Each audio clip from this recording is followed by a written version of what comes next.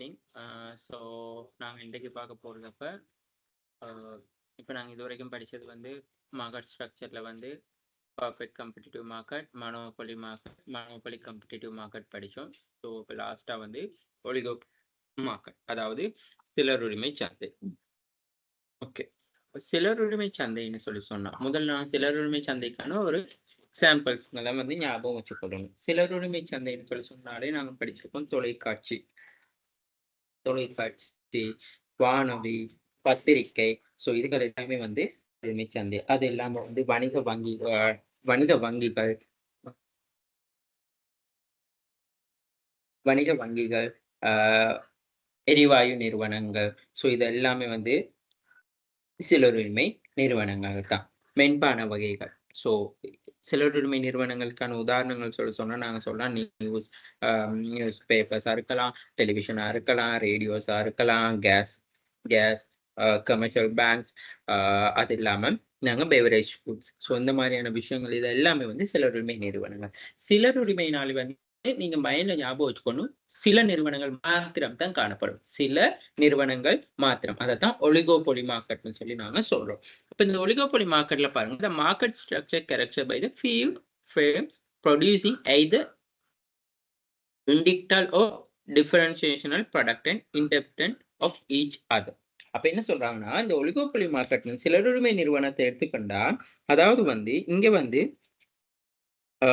சந்தையில நிறுவனங்கள் வந்து என்ன நடக்குதுன்னு சொன்னா ஒத்த தன்மையானது, அதாவது ஒத்த தன்மையானதோ அப்படி இல்லாட்டி கொஞ்சம் நெருங்கிய பொருளை தான் வந்து என்ன செய்வாங்கன்னு சொன்னா உற்பத்தியில வந்து ஈடுபடுத்துவாங்க. அப்ப இங்க வந்து மெயினா வந்து மொத்த சந்தையில ஒரு சில நிறுவனங்கள் மட்டும்தான் தன் ஆதிக்கத்துக்கு கீழே காணப்படுறதுதான் சிலருரிமை நிறுவனம். மொத்த சந்தையில வந்து மொத்த சந்தை அமைப்புல வந்து குறித்த ஒரு சில நிறுவனங்களுக்கு கீழே ஆதிக்கத்தை கொண்டு வந்தமை தான் நாங்க ஒலிகோபொலி மார்க்கெட்னு சொல்லுவோம். இப்ப இந்த ஒலிகோபொலி மார்க்கெட்டை எடுத்துக்கொண்டோம்னு சொன்னா முதலாவது என்ன சொல்றான்னு சொல்லி சொன்னா, சந்தையில வந்து போட்டியிடுறதுக்கு காம்படிட்டிவ் வந்து ரொம்ப குறைவு. இதன் காரணமா வந்து ஒரு நிறுவனத்தின் நடத்தை வந்து என்ன நடக்கும்னா, ஏனைய நிறுவனத்தின் நடத்தையை வந்து தாக்கம் செலுத்தும்னு சொல்லி சொல்றாங்க. அதாவது ஒரு குறிப்பிட்ட ஒரு சில நிறுவனங்கள், ஒரு 5-6 நிறுவனம் தான் இருக்குதுன்னு சொல்லி சொன்ன அந்த இண்டஸ்ட்ரியில ஒரு நிறுவனத்தின் தாக்கம் வந்து மற்ற நிறுவனத்தை வந்து நேரடியா பாதிக்கக்கூடியதா இருக்கும். இப்ப நான் சொன்ன அந்த உதாரணங்களோட நீங்க கம்பேர் பண்ணி பாருங்க. நான் இந்த சொல்ற ஒவ்வொரு பாயிண்ட்ஸ். சரியா? அடுத்தது, அப்ப இந்த பாதிக்கப்பட்ட நிறுவனம் என்ன செய்யும்னு சொல்லி சொன்னா, அந்த நிறுவனமும் அந்த எக்ஷனை வந்து கொண்டு வரக்குள்ள அந்த நிறுவனம் வந்து மற்ற நிறுவனங்கள் பாதிப்படையும். இப்போ உதாரணத்துக்கு வந்து லிட்ரோ கேஸ் எரிவாயுண்ட வந்து பிரைஸை வந்து கூட்டி கொண்டு போகக்குள்ள லாஃபுண்ட கேஸ்ன்ற விலை என்ன செஞ்சாங்க, கூட்டி கொண்டு போனாங்க. அதே மாதிரி இப்ப பேங்க்ஸ் எல்லாம் சேர்ந்து வந்து லோனுக்கான இன்ட்ரெஸ்ட் ரேட்டை வந்து என்ன செஞ்சாங்க, இன்க்ரீஸ் பண்ணக்குள்ள மற்ற பேங்க்ஸும் அதே மாதிரி அதை ஃபாலோ பண்ணி கொண்டு வந்தாங்க. கிட்டத்துல வந்து இந்த பேப்பர் கட்டிங், அதாவது வந்து பேப்பருக்கான காஸ்ட் வந்து கூட போறதுக்குள்ள இந்த வீரகேசரியா இருக்கலாம், தினக்குரலா இருக்கலாம், டெய்லி மிரரா இருக்கு. ஸோ இந்த மாதிரி பேப்பர்ஸ் பிரைஸ் எல்லாமே வந்து என்ன செஞ்சாங்க, பிரைஸை கூட்டி கொண்டு போனாங்க. ஸோ அப்ப இதுதான் வந்து ஒரு நிறுவனத்தின் தாக்கம் வந்து மற்ற நிறுவனங்களையும் பாதிக்கிறதால அந்த நிறுவனம் என்ன செய்யணும்னா அந்த நிறுவனத்தை பார்த்து அந்த ஆக்ஷனை வந்து எடுக்கும்னு சொல்லி சொல்றாங்க. நிறுவனத்தை வந்து எடுத்துக்கொள்ளும் பொழுது புதிதா சந்தையில தொழிற்படுறதுக்கு வந்து நிறுவனங்களுக்கு தடை இருக்கு. புதுசா ஒரு நிறுவனம் வந்து என்ன செய்ய முடியாதுன்னு சொல்லி சொன்னால் என்டர் பண்ண முடியாது. சரியா? சோ இப்ப இந்த நிறுவனங்கள் வந்து பிரவேச தடை வந்து இங்க காணப்படும். எப்படி நாங்க இந்த மனோபொலி மார்க்கெட்ல வந்து என்ட்ரி பேரியர் இருந்துச்சோ அதே மாதிரி ஒலிகோபொலி மார்க்கெட்லயும் வந்து என்ட்ரி பேரியர் இருக்கும். சரியா? சோ அடுத்த ஒரு விஷயம் என்னதுன்னு சொல்லி சொன்னா மார்க்கெட் டொமினேஷன் சொல்லி ஒரு விஷயம் இருக்கு. அதாவது வந்து சந்தை ஆதிக்கம் காணப்படும். சந்தை ஆதிக்கம் ஒரு மார்க்கெட் ஸ்ட்ரக்சர் எடுத்துக்கொண்டா குறிப்பிட்ட ஒரு சில நிறுவனங்கள் மாத்திரமே காணப்படுவதால வந்து அந்த நிறுவனங்கள்ல சந்தை ஆதிக்கம், அதாவது ஒரு மார்க்கெட் ஷேர் எடுத்துக்கொண்டா அந்த மார்க்கெட் ஷேர்ல பெருமளவு பங்கு அந்த நிறுவனத்துக்கு காணப்படும் சொல்லி சொல்றாங்க. ஓகேயா? சரி,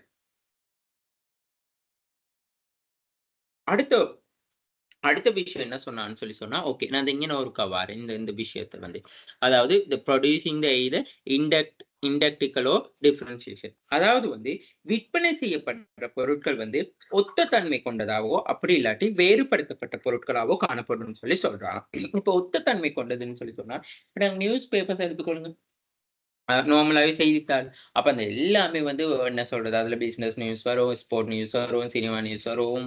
அந்த மாரி என்ன சொல்றது, பொலிட்டிக்கல் நியூஸ் வரும். ஸோ இப்படி வந்து இது எல்லாமே வந்து வரும். அதே மாரி தான் இன்னொரு பேப்பர் எடுத்துக்கொண்டாங்க. ஸோ வந்து ஒத்த தன்மையா இருக்கும். வேறுபடுத்தப்பட்டதா இருக்கும். சம்டைம்ஸ் ஒரு சில பேப்பர்ஸ் இருக்கு. ஓகே, சினிமா நியூஸ் மட்டும் வருது. ஒரு சில பேப்பர்ஸ் வந்து இருக்கு. பிசினஸ் நியூஸ் மட்டும் வருது. அந்த மாரி வேறுபடுத்தப்பட்டதா கூட காணப்படலாம்னு சொல்லி சொல்றாங்க. சரியா? அப்ப இந்த நிறுவனங்கள்ட்ட வந்து விலை தவிர்ந்த வந்து கடுமையான போட்டி காணப்படும். சரியா?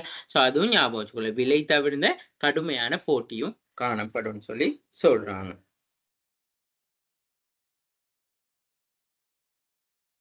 ஓகே. அப்ப இந்த சில நிறுவனங்கள், அதாவது வந்து இந்த சந்தையில ஒரு சில நிறுவனங்கள் மட்டுமே காணப்படுறதால வந்து என்ன நடக்கும்னு சொல்லி சொன்னா, அதாவது வந்து சந்தை ஒரு நிறுவனத்துக்கான சந்தை பங்கு அதிக அளவுல இருக்கும்னு சொல்லி சொல்றாங்க. அது மட்டும் இல்லாம இந்த நிறுவனங்களுக்கு இடையிலான நெருங்கிய ஒரு தொடர்பு, அதாவது ஒரு இன்டர் ரிலேஷன்ஷிப் ஒண்ணு இருக்கும்னு சொல்லியும் சொல்றாங்க. சரியா? சோ இதுதான் வந்து என்னதுன்னு சொல்லி சொன்னா, நாங்க நார்மலாவே வந்து ஒரு சிலர் நிறுவனத்துக்கான பண்புகளா வந்து எடுத்துக்கொள்வோம். When there are only 2 firms, we will call it the duopoly ன்னு சொல்லி சொல்லுவோம். அதாவது வந்து இந்த நிறுவனங்கள் வந்து இப்ப நிறுவனங்கள் வந்து என்ன நடக்குதுன்னு சொல்லி சொன்னா,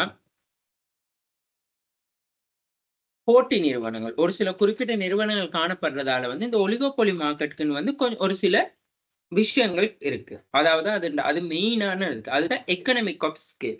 எக்கனாமிக் ஆஃப் ஸ்கேல்ன்னு சொல்லி சொன்னா, அத நாங்க சொல்றது வந்து அளவு திட்ட சிக்கனம்னு சொல்லி சொல்லுவோம். அதாவது என்னது? அளவு திட்ட சிக்கனம்னு சொல்லி சொல்லுவோம்.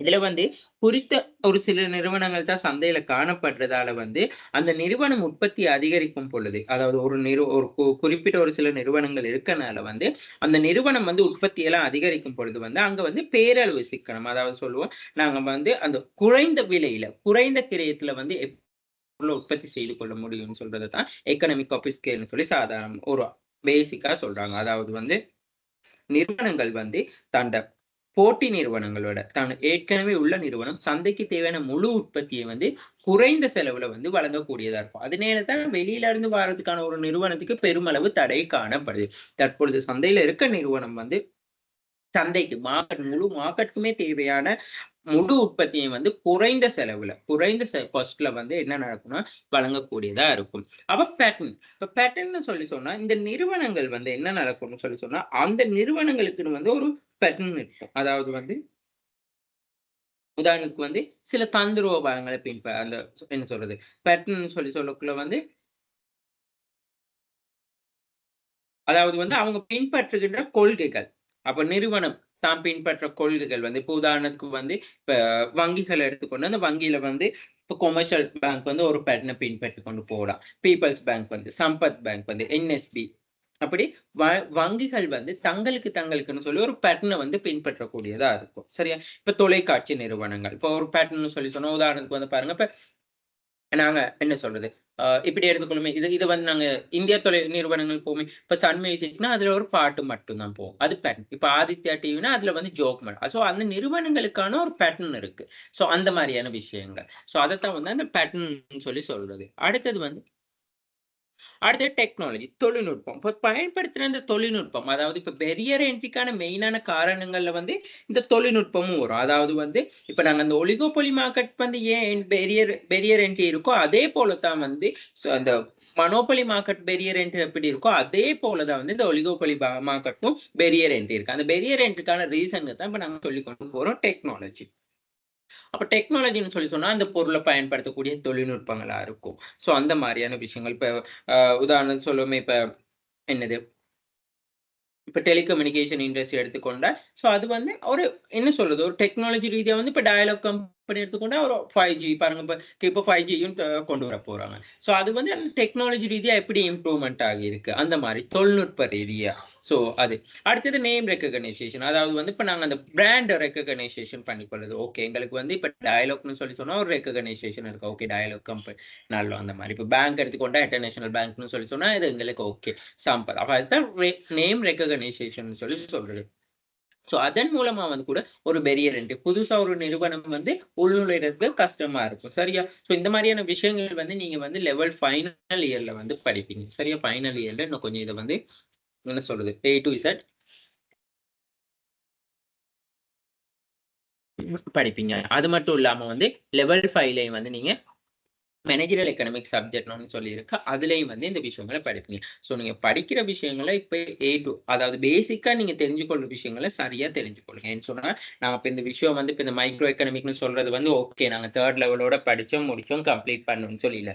இதுதான் திரும்ப அகைன் 4த் லெவல் நீங்க படிக்கிற அடுத்த 2ண்ட் லெவலுக்கு மேக்ரோ எக்கனாமிக் படிக்கணும். சோ அது 2 மைக்ரோ, மேக்ரோ 2யும் சேர்த்து தான் மேனேஜரியல் எக்கனாமிக்ன்னு சொல்லி நீங்க திரும்ப அடுத்த பாடம் படிக்க வரும். சரியா? சோ அதனால வந்து ஃபுல்லா கன்சிடர் பண்ணி தெளிவா படிச்சு கொள்ளுங்க. ஓகேயா? அடுத்தது ஸ்ட்ராட்டஜிக் எக்ஸிகியூஷன். அதாவது தந்திரோபாயங்கள் பின்பற்றக்கூடியது. இப்போ ஒவ்வொரு நிறுவனமும் ஒவ்வொரு தந்திரோபாயங்கள பின்பற்றக்கூடியதா இருக்கலாம். விலையில இருக்கலாம்.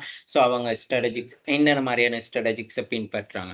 சோ இதுதான் வந்து பெரியர் என்ட்ரி. அப்போ ஒரு நிறுவனம் வந்து சந்தையில இது வந்து சம்டைம்ஸ் நீங்க வந்து என்ன சொல்றது? இந்த மனோபொலி மார்க்கெட்க்கு எழுதினாலும் அதுவும் எந்த பிரச்சனையுமே இல்ல. அதுலயும் இந்த economic of scale, pattern, technology, name recognition, strategic action இருக்கு. அதே போல தான் இந்த ஒலிகோபொலி மார்க்கெட்லயும் வந்து இந்த பெரியர்ஸ்க்கான காரணங்கள்னு சொல்லி நாங்க இதுகளை சொல்லக்கூடியதா இருக்கும். இதுலயும் சட்ட காரணிகளா இருக்கு. இப்ப நாளைக்கு நான் இப்போ ஒரு ரேடியோவா, ஸ்டேஷனோ அப்படி இல்லாட்டி ஒரு டெலிவிஷனோ அதுக்கான ரூல்ஸ் அண்ட் ரெகுலேஷன் இருக்கு. அதுக்கான கவர்ன்மெண்ட் ரூல்ஸ் அண்ட் ரெகுலேஷன் அதுகள் எல்லாத்தையும் பின்பற்றணும். அடுத்தது வந்து நாங்க இன்வெஸ்ட்மென்ட் பண்றது. இன்வெஸ்ட்மென்ட் வந்து ரொம்ப கூடுதலையா இருக்கும். அப்போ ஒரு நிறுவனம் ஒண்ணு ஆரம்பிக்கக்குள்ள இந்த ஒலிகோபொலி மார்க்கெட்ல இப்ப நாங்க பெரிய அளவு லார்ஜ் இன்வெஸ்ட்மென்ட் ஒண்ணு கண்டிப்பா இதுக்கு தேவைப்படும். சோ இதுதான் பெரியர் டு என்ட்ரின்னு சொல்லி நாங்க சொல்லுவோம். சரியா? அடுத்தது இந்த அடுத்து பாருங்க. இந்த இன்டர்டிபெண்டன்ஸ்ன்னு சொல்லி சொன்னா என்ன சொல்றாங்கன்னு சொல்லி சொன்னா, அதாவது வந்து ஒரு நிறுவனம் ஏதாவது ஒரு நிறுவனம் வந்து என்ன நடக்கும்னு சொல்லி சொன்னா, நான் இங்க சொல்றேன். ஏதாவது ஒரு நிறுவனத்தின் செயல்பாடு வந்து மற்ற நிறுவனத்த பாதிக்கக்கூடியதா இருக்கும். சரியா? இப்ப பாருங்க, your action affect the profit of your ரிவல்ஸ்ன்னு சொல்லி. அதாவது வந்து உங்களோட ஆக்ஷன் வந்து எப்படி இருக்கணும்னு அஃபெக்ட் த ப்ராஃபிட் அதாவது வந்து போட்டியாளர்கள். இப்ப ரிவல்ஸ்ன்னு சொல்லி சொன்னா போட்டியாளர்கள்ன்னு சொல்லி சொல்றாங்க. அப்ப அதாவது வந்து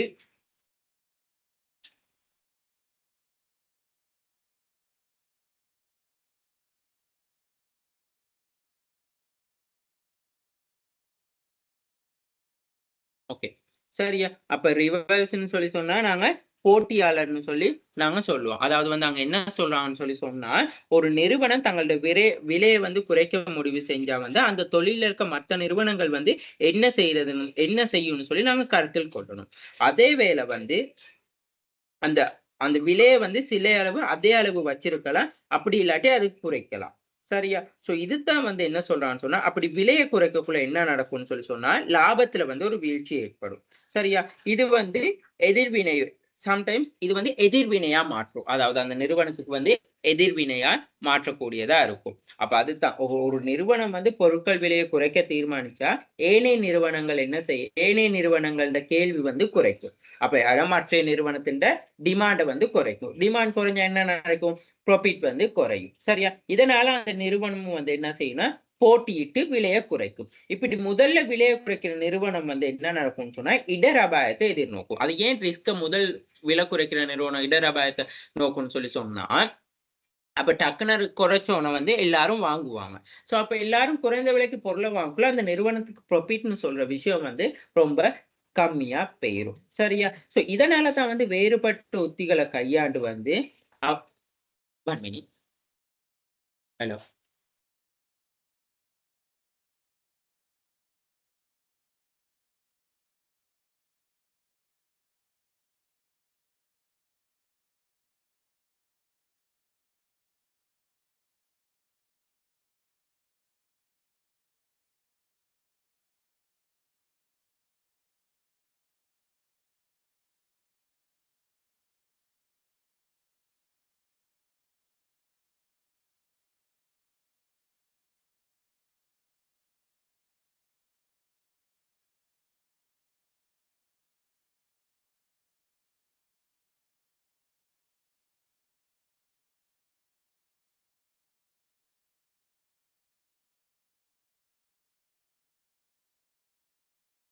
சரியா? அப்ப வந்து ஒரு நிறுவனத்தின் வந்து பாதிப்பு வந்து மற்ற நிறுவனத்தை வந்து தாக்கம் செலுத்தும்னு சொல்லி நாங்க சொல்றோம். சரியா? அப்ப அதுதான் இங்க மெயினா சொல்றாங்க. சரியா? சோ அப்ப இதுல வந்து பாருங்க, you action effect the profit of your reward. அதாவது வந்து என்ன சொல்லலாம்னு சொல்லி சொன்னா, நீங்க மேற்கொள்ளப்படுகின்ற செயற்பாடுகள், நீங்க மேற்கொள்ளக்கூடிய நடவடிக்கைகள் வந்து என்ன நடக்கணும்னு சொல்லி சொன்னா, அதாவது வந்து போட்டியாளர்களோட லாபத்துக்கு வந்து தாக்கத்தை ஏற்படுத்தக்கூடியதா இருக்கணும். ஓகே, நீங்க ஒரு நல்ல ஒரு ஸ்ட்ராட்டஜி ஒண்ணு கொண்டு வாரீங்க. நீங்க ஒரு புதிய விஷயத்த நீங்க வந்து அங்க இம்ப்ளிமெண்ட் பண்றீங்க. அப்ப இதனால வந்து போட்டியாளர்களோட லாபத்துல வந்து என்ன நடக்கணும்னு சொல்லி சொன்னா, தாக்கம் செலுத்தக்கூடியதா இருக்கணும். Your reverse action affect your profit. அப்ப அதே மாதிரி தான் அந்த போட்டியாளர்களோட ஆக்ஷன் வந்து எங்கட லாபத்துல வந்து என்ன நடக்கும்னு சொல்லி சொன்னா தாக்கத்தை ஏற்படுத்தும். அப்ப அதுக்கு நாங்க வந்து என்ன ஸ்ட்ராட்டஜியை கொண்டு வரலாம்னு சொல்லி தெரியணும். அதுதான் வந்து ஃபாஸ்டா சர்வீஸ் கொண்டு வரது, நல்ல ஸ்ட்ராட்டஜியை பின்பற்றது, கஸ்டமர் சர்வீஸை வந்து இன்க்ரீஸ் பண்றது, அந்த மாதிரியான ஒரு சில சில விஷயங்கள் வந்து இருக்கு. ஓகேயா? சரி. அடுத்தது நாங்க இந்த டோப்லி மாடல்னு சொல்லி ஒண்ணு இருக்கு. இந்த ஒலிகோபோலி மார்க்கெட்ல வந்து இந்த டோப்லி மாடல்னு சொல்லி இருக்கு. அந்த டோப்லி மாடல்ல வந்து நீங்க மெயினா படிச்சிருப்பீங்க வந்து என்னதுன்னு சொல்லி சொன்னா, இப்ப ஏ லெவல்ல காமர்ஸ் படிச்சவங்களுக்கு தெரியும். The king demand curve analyse. அதாவது வந்து நாங்க முறிந்த கேள்விக்கோடுன்னு சொல்லி படிச்சிருக்கோம். மத்தது எல்லாமே வந்து உங்களுக்கு கொஞ்சம் புதுசா இருக்கும். ஒரு சிலருக்கு வந்து இது தெரிஞ்சிருக்குமா இருக்கும். ஒரு சிலருக்கு வந்து கொஞ்சம் ஃபேமிலியரா இருக்கும். ஒரு சிலருக்கு கஷ்டமா இருக்கும். ஸோ நாங்க ஒன் பை ஒன்னா பார்த்துட்டு போவோம். த கொன்கார்ட் மாடல். அது வந்து 1938ஆம் ஆண்டு வந்து உருவாக்கப்பட்டது தான் வந்து த கொன்கார்ட் மாடல்னு சொல்லி சொல்றாங்க. அதாவது வந்து நிறுவனங்கள் இதுல என்ன சொல்றாங்கன்னு சொல்லி சொன்னா, இது வந்து ஒலிகோபோலில வந்து யூஸ் பண்ணக்கூடிய ஒவ்வொரு மாடல்ஸ். அதாவது இப்ப நாங்க ஒவ்வொரு மாதிரிகள்னு சொல்லி ஞாபகம் வச்சுக்கோங்க. அப்ப இதுல இந்த முதலாவது மாடல் என்ன சொல்றாங்கன்னு சொல்லி சொன்னா, த த கொன் த கோர்னட் மாடல் சரியா? க கோர்னட் மாடல்ன்னு சொல்லி சொல்ற விஷயத்துல, நிறுவனங்கள் இன்னைக்கு ஒரே மாதிரியான பொருள வந்து உற்பத்தி செய்றது தான் இந்த ஒலிகோபொலின்னு சொல்லி நாம படிச்சிருக்கோம். ஒலிகோபொலி மார்க்கெட்ல வந்து நிறுவனங்கள் இன்னைக்கும் ஒரே மாதிரியான பொருளத்தான் உற்பத்தி செய்வாங்க. அப்ப இந்த ஒவ்வொரு நிறுவனமும் வந்து அந்த போட்டியாளர்களோட வெளியீடு, அவுட்புட்ட வந்து என்ன செய்வாங்கன்னா, ஒரு நிலையானதா கருதுவாங்க. ஓகே. ஏன் நிலையானதா கருதுவாங்க? நிறுவனங்கள் குறிப்பிட்ட சில நிறுவனங்கள் தான் இருக்கு. அப்ப எவ்வளவு அவுட்புட் இருந்தாலும் அந்த நிறுவனத்துல கண்டிப்பா அந்த அவுட்புட் வந்து போகும். அப்ப ஒரு அவுட்புட் வந்து நிலையானதா கருதுறாங்க. அப்ப இந்த ஒரு சில குறிப்பிட்ட நிறுவனங்கள் தான் அந்த சந்தையில இருக்கக்குள்ள, இந்த நிறுவனங்களுக்கு தெரியும். ஓகே, நாங்க எவ்வளவு உற்பத்தி செய்யணும்னு சொல்லி முடிவு செய்யணும். எவ்வளவு உற்பத்தி செய்யலாம்ன்னு சொல்லி அந்த நிறுவனம் முடிவு சொல்லுது. இதத்தான் வந்து நாங்க சொல்றது வந்து இந்த கோர்னட் மாடல்ன்னு சொல்லி. சரியா? அதாவது நிறுவனங்கள் வந்து ஒரே மாதிரியான பொருள தான் உற்பத்தி செய்யும். இதுதான் வேறு சில சில வேறு. அதாவது நாங்க இங்க சொல்ல வரல ஃபுல்லி காம்ப்ளிமெண்டரி சாரி ஃபுல்லி சப்ஸ்டிட்யூட்ன்னு சொல்லி சொல்ல வரல. அதாவது பெர்ஃபெக்ட் சப்ஸ்டிட்யூட்ன்னு சொல்லி சொல்ல வரல. பூரண பதிலீடு பொருட்கள் இல்ல. பதிலீடு பொருள்களை வந்து உற்பத்தி செய்வாங்க. அப்படி பதிலீடு பொருட்கள் உற்பத்தி செய்யும் பொழுது வந்து ஒவ்வொரு நிறுவனமும் வந்து என்ன நடக்கும்னு சொல்லி சொன்னா, அவங்க அந்த அவுட்புட்ட வந்து நிலையானதா கருதுவாங்க. the firm threats the output it's the competitor as a fixedன்னு சொல்லி சொல்றாங்க. அப்போ ஒவ்வொரு நிறுவனமும் வந்து என்ன செய்றாங்கன்னு சொல்லி சொன்னா, வெளியீட்ட வந்து நிலையானதா கருதுறாங்க. அப்படி நிலையானதா கருதக்குள்ள வந்து, அந்த நிறுவனங்கள் வந்து ஒரு சந்தையில வந்து ஒரு குறிப்பிட்ட ஒரு சில நிறுவனங்கள் தான் காணப்படுகின்ற சந்தர்ப்பத்துல வந்து, ஒரு நேரத்துல எவ்வளவு உற்பத்திய செய்யணும்னு சொல்லி அந்த நிறுவனங்கள் வந்து முடிவு செய்யும். சோ அப்படி முடிவு செய்யக்குள்ள வந்து அதுக்கான மாதிரிகள் இருக்கு. அதாவது வந்து என்ன அனுமானங்கள். சோ அப்ப என்னென்ன அனுமானங்கள்னு சொல்லி பார்ப்போம். அப்ப 2 நிறுவனங்கள் உள்ளது. வேறு எந்த நிறுவனமும் சந்தையில நுழைய முடியாது. இப்போ உதாரணத்துக்கு வந்து பேங்க் இருக்குன்னு சொல்லி சொன்னா, இப்ப இன்சூரன்ஸ் கம்பெனின்னா, இன்சூரன்ஸ் கம்பெனி 18 இன்சூரன்ஸ் கம்பெனி தான். அப்ப அந்த 18 இன்சூரன்ஸ் கம்பெனி தான். அதை விட இன்னொரு புதிய கம்பெனி ஒண்ணு உள்நுழைய முடியாது. அதுதான் there are 2 firm and no other firms can be enter in the market. So இப்ப இதுல வந்து 2 நிறுவனங்கள் இப்போ உதாரணத்துக்கு 2 நிறுவனங்கள் மட்டும் தான் இருக்கு. வேற எந்த நிறுவனமும் சந்தையில உள்நுழைய முடியாது. அடுத்தது வந்து நிறுவனங்களுக்கு ஒரே மாதிரியான செலவு தான் இருக்கும். The firm have a indicted cost. அதாவது identical costன்னு சொல்லி சொன்னா ஒரே மாதிரியான செலவு தான் இருக்கும். ஓகே, எங்க நிறுவனத்துல வந்து லேபர்ஸ்க்கு நாங்க இவ்வளவு தான் காஸ்ட்ன்னு சொல்லி சொன்னா லேபருக்கு இவ்வளவு தான் காஸ்ட். இவ்வளவு அவுட்புட்க்கு நாங்க இந்த அளவு தான் வந்து இன்புட் வந்து அந்த ரா மெட்டீரியல்ஸ் பெற்றுக்கொள்றோம்னு சொல்லி சொன்னா அந்த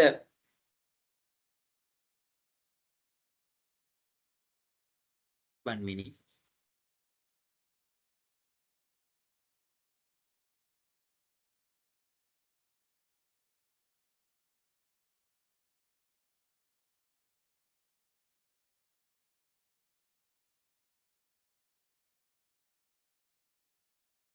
ஓகேயா? அப்ப இது வந்து ஒரு நிபந்தனை. அடுத்தது வந்து ஒரே மாதிரியான பொருட்கள் தான் அங்க விற்பனை செய்யலாம். இப்ப உதாரணத்துக்கு சொன்னா, இப்ப நாங்க அ என்ன சொல்றது?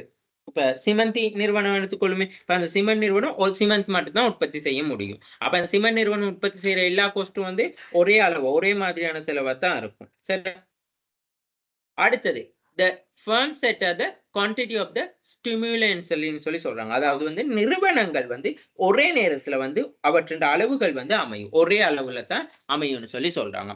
அதாவது வந்து ஒலிகோபோலி மார்க்கெட்ல வந்து சில மாடல்ஸ் இருக்கு. அதுல முதலாவது தான் இந்த கோர்னட் மாடல்னு சொல்லி 1938ஆம் ஆண்டு அறிமுகப்படுத்தப்பட்ட மாடல். அந்த 1938ஆம் ஆண்டு அறிமுகப்படுத்தப்பட்ட மாடல்ல வந்து என்ன சொல்றாங்கன்னு சொல்லி சொன்னா, நிறுவனம் ஒரே மாதிரியான பொருள உற்பத்தி செய்யப்படும். அந்த நிறுவனம் போட்டியாளர் வெளியீட்ட வந்து நிலையா கருதுறாங்க. ஒரு ஸ்டாண்டர்ட்னா இந்த அளவு தான் நாங்க விற்பனை செய்யணும், வெளியீடு செய்யணும். அது மட்டும் இல்லாம நிறுவனங்கள் வந்து ஒரு நேரத்துல வந்து எவ்வளவு பொருள் உற்பத்தி செய்யணும்னு சொல்லி சொல்றதுதான் இந்த கோர்னட் மாடல்னு சொல்லி சொல்றாங்க. அந்த கோர்னட் மாடல்ல வந்து இருக்கணும்னு சொல்லி சொன்னா சில அனுமானங்கள் இருக்கு. அதுல முதலாவது தான் வந்து 2 நிறுவனம் வேற எந்த 2 நிறுவனங்கள் தான் மேக்ஸிமம் இருக்கேலும் அந்த 2 நிறுவனத்தை விட வேற எந்த நிறுவனம் வந்து உள்நுழைய முடியாது. அடுத்தது வந்து ஒரே மாதிரியான செலவுகள் தான் இருக்கும். நிறுவனங்களுக்கு வந்து என்னைக்குமே வந்து ஒரே மாதிரியான செலவுகள் தான் இருக்கும்னு சொல்லி சொல்றாங்க. அடுத்த விஷயம் என்ன சொல்றாங்கன்னு சொல்லி சொன்னா ப்ராடக்ட் அதாவது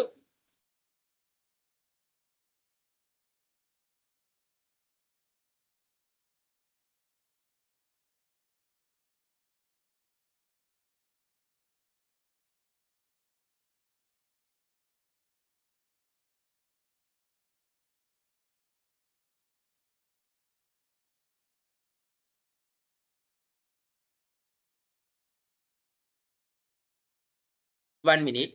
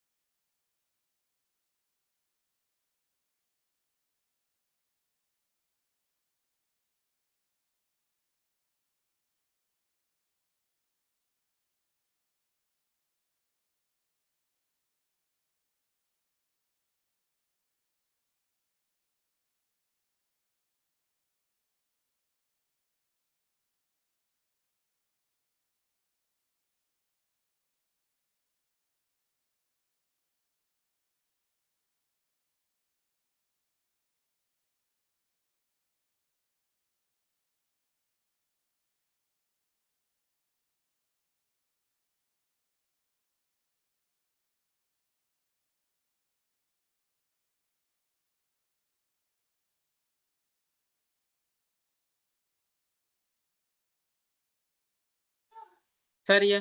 ஸோ அப்ப இதுல வந்து அனுமானங்களா தான் நாங்க இந்த 4 அனுமானங்களையும் பார்ப்போம். ஓகேயா? சரி. அடுத்தது வந்து பாருங்க. என்ன சொல்றான்? For the convenience of explain, we will assume that the Cornett did there are two firms A and B selling the mineral water. They're situated close to each other. It's also assumed that the firms produce the zero marginal cost. அப்ப இதுக்கு ஒரு உதாரணம் தந்திருக்கான் பாருங்க. உதாரணம் என்ன சொல்லலாம்னு சொன்னா, ஒரு நிறுவனம் இருக்கு. அந்த அதாவது வந்து மினரல் வாட்டர் விற்பனை செய்யற ஒரு நிறுவனம் இருக்கா. அந்த நிறுவனம் AB 2 நிறுவனங்கள் காணப்படுது. அந்த நிறுவனங்கள் வந்து சிட்டுவேட்டட் த க்ளோஸ் ஈச் அதர், அதாவது ரெண்டுமே நெருங்கிய ஒரே மாதிரியான பொருளை உற்பத்தி செய்யறாங்க. அந்த நாங்க 4 வகையை படிச்சோம். ஒரே மாதிரியான பொருட்களை விற்கிறாங்க, ஒரே மாதிரியான செலவு காணப்படுது. ஸோ அவற்றின் அளவுகளை வந்து அவங்களே வந்து என்ன நடக்கிறாங்க, ஒரே என்னது அளவுகள் வந்து அமையுது. ஒரே நேரத்துல எவ்வளவு அவுட்புட் இருக்கணும்னு சொல்லி. It's also assumed that the firm the produce at the zero marginal cost. அப்ப பாருங்க, எல்லை செலவு வந்து என்ன செய்யுதுன்னு சொன்னா, எல்லை செலவு வந்து 0 எல்லை செலவா இருக்குது. Product the zero marginal cost. அப்ப இதுதான் வந்து என்னதுன்னா ஒரு உதாரணம். ஒரு 2 நிறுவனங்களுக்கு ஒரு உதாரணம் வந்து நீங்க இப்படி ஒரு இது வந்து ஒரு என்ன சொல்றது, ஒரு எடுகோல், அதாவது ஒரு ஹைபோதீசிஸ் எக்ஸாம்பிள்னு சொல்லி நாங்க இதுக்கு சொல்லுவோம். சரியா? ஓகே. அப்ப அதண்ட பாருங்க, இப்ப கேள்வி பாருங்க, 2 நிறுவனங்கள் இருக்கு. அந்த 2 நிறுவனங்களும் நாங்க சொன்னோம் தானே, பிரைஸ் வந்து அப்ப விலையிலையும் ஒரே மாதிரி தான். அப்போ ஒரே காஸ்ட் போன விலையும் ஒரே மாதிரி தான் இருக்கும். குவான்டிட்டியும் வந்து என்ன நடக்குதுன்னு சொல்லி சொன்னா, ஒரு 2 நிறுவனங்களும் தீர்மானித்தான் நாங்க இவ்வளவு குவான்டிட்டி தான் அவுட் பண்ணுவோம்னு சொல்லி. சோ அதுதான் இங்க உதாரணமா போட்டு இருக்காங்க. ஓகேயா? சரி. இப்ப இப்படி இருக்கக்குள்ள வந்து இப்ப நாங்க சொன்னோம் தானே, அதாவது வந்து மார்ஜினல் இப்ப 1200 வந்து தான் டோட்டல் குவான்டிட்டி. அப்ப அதுல ஒரு நிறுவனத்துக்குன்னா நாங்க நார்மலா வந்து இப்ப 1200 குவான்டிட்டி வந்து இந்த P1ங்கிற பிரைஸ்ல வந்து இந்த Q1 600 அளவு வந்து வெளியீடு வந்து வெளியீடு வந்து செய்யறாங்க. சோ இந்த நாங்க படிச்சிருக்கோம் தானே, ப்ராஃபிட் மேக்ஸிமைசேஷன் எப்படி இந்த MR கர்வும் MC கர்வும் புள்ளியில தான் ப்ராஃபிட் மேக்ஸிமைசேஷன் ஆகுது. அந்த புள்ளி தொடுற புள்ளியோட வந்து நாங்க போட்டாதான் எங்களுக்கு வந்து அந்த டிமாண்ட் கர்வ் எந்த புள்ளி சந்திக்குது, டிமாண்ட் கர்வ் சந்திக்கிற புள்ளியோட நாங்க பிரைஸ் இணைச்சு விட்டோம்னா அந்த பொருளுக்கான விலை வரும். சரியா? சோ இதுதான். அப்ப எவ்வளவு குவான்டிட்டி வந்து 1200 குவான்டிட்டி வந்து இருக்குது. சோ நாங்க வந்து இந்த P1ங்கிற பிரைஸுக்கு விற்பனை செய்யும் பொழுது எங்களுக்கு எவ்வளவு விற்பனை போகும்னா 600 அலகுகள் விற்பனை போகும். இதுதான் வந்து நாங்க படிச்ச இந்த கோர்னட் மாடல்னு சொல்ற விஷயம். சரியா? ஓகே. இப்ப இந்த 600 அளவு இருக்கக்குள்ள இந்த 600 அளவு இருக்கக்குள்ள இப்ப நிறுவனம் வந்து என்ன நடக்குதுன்னு சொல்லி சொன்னா, இப்ப 2 நிறுவனங்கள் தானே செயற்படுது. அப்ப 2 நிறுவனங்கள் செயற்படும் பொழுது இப்ப நிறுவனம் வந்து பிரைஸ வந்து என்ன நடக்குதுன்னா குறைக்குது. பிரைஸ வந்து குறைக்கக்குள்ள வந்து இப்ப முதல்ல P1 அதாவது வந்து 6 ரூபாய் பிரைஸ்ல இருக்கக்குள்ள வந்து 600 ரூபாவா இருந்தது. இப்ப அதே 3 ரூபாய் பிரைஸ வந்து குறைக்கக்குள்ள வந்து என்ன நடக்குதுன்னு சாரி என்ன நடக்குது, அதாவது வந்து 6 ரூபாவா இருக்கக்குள்ள வந்து பிரைஸ் வந்து என்ன நடக்குதுன்னா 600 அலகுகள் இருக்கு. சரியா? அப்ப 600 அலகுகளுக்கு வந்து வருது. இதே வந்து P2ல வந்து அதாவது வந்து பிரைஸ் வந்து 3 ரூபாவா இருக்கக்குள்ள வந்து என்ன நடக்குதுன்னு சொல்லி சொன்னா அதே 600 அலகுகள் தான் வருது. ஏன் அதே 600 அலகுகள் வருதுன்னு சொல்லி சொன்னா, இப்ப இந்த 2 நிறுவனங்கள் தானே இப்ப இங்க 300ன்னு சொல்லி சொல்றாங்க. என்னதுன்னு சொல்லி சொன்னா இந்த நிறுவனம் வந்து குவான்டிட்டி, அதாவது வந்து பொருளாதார நலன்னு சொல்லி ஒரு விஷயம் இங்க வருது. பொருளாதார நலன்னு சொல்லி ஒரு விஷயம் இங்க வருது. சோ அதுக்காக தான் இந்த வரைபடத்தை இப்படி காட்டி இருக்கிறாங்க. ஓகே.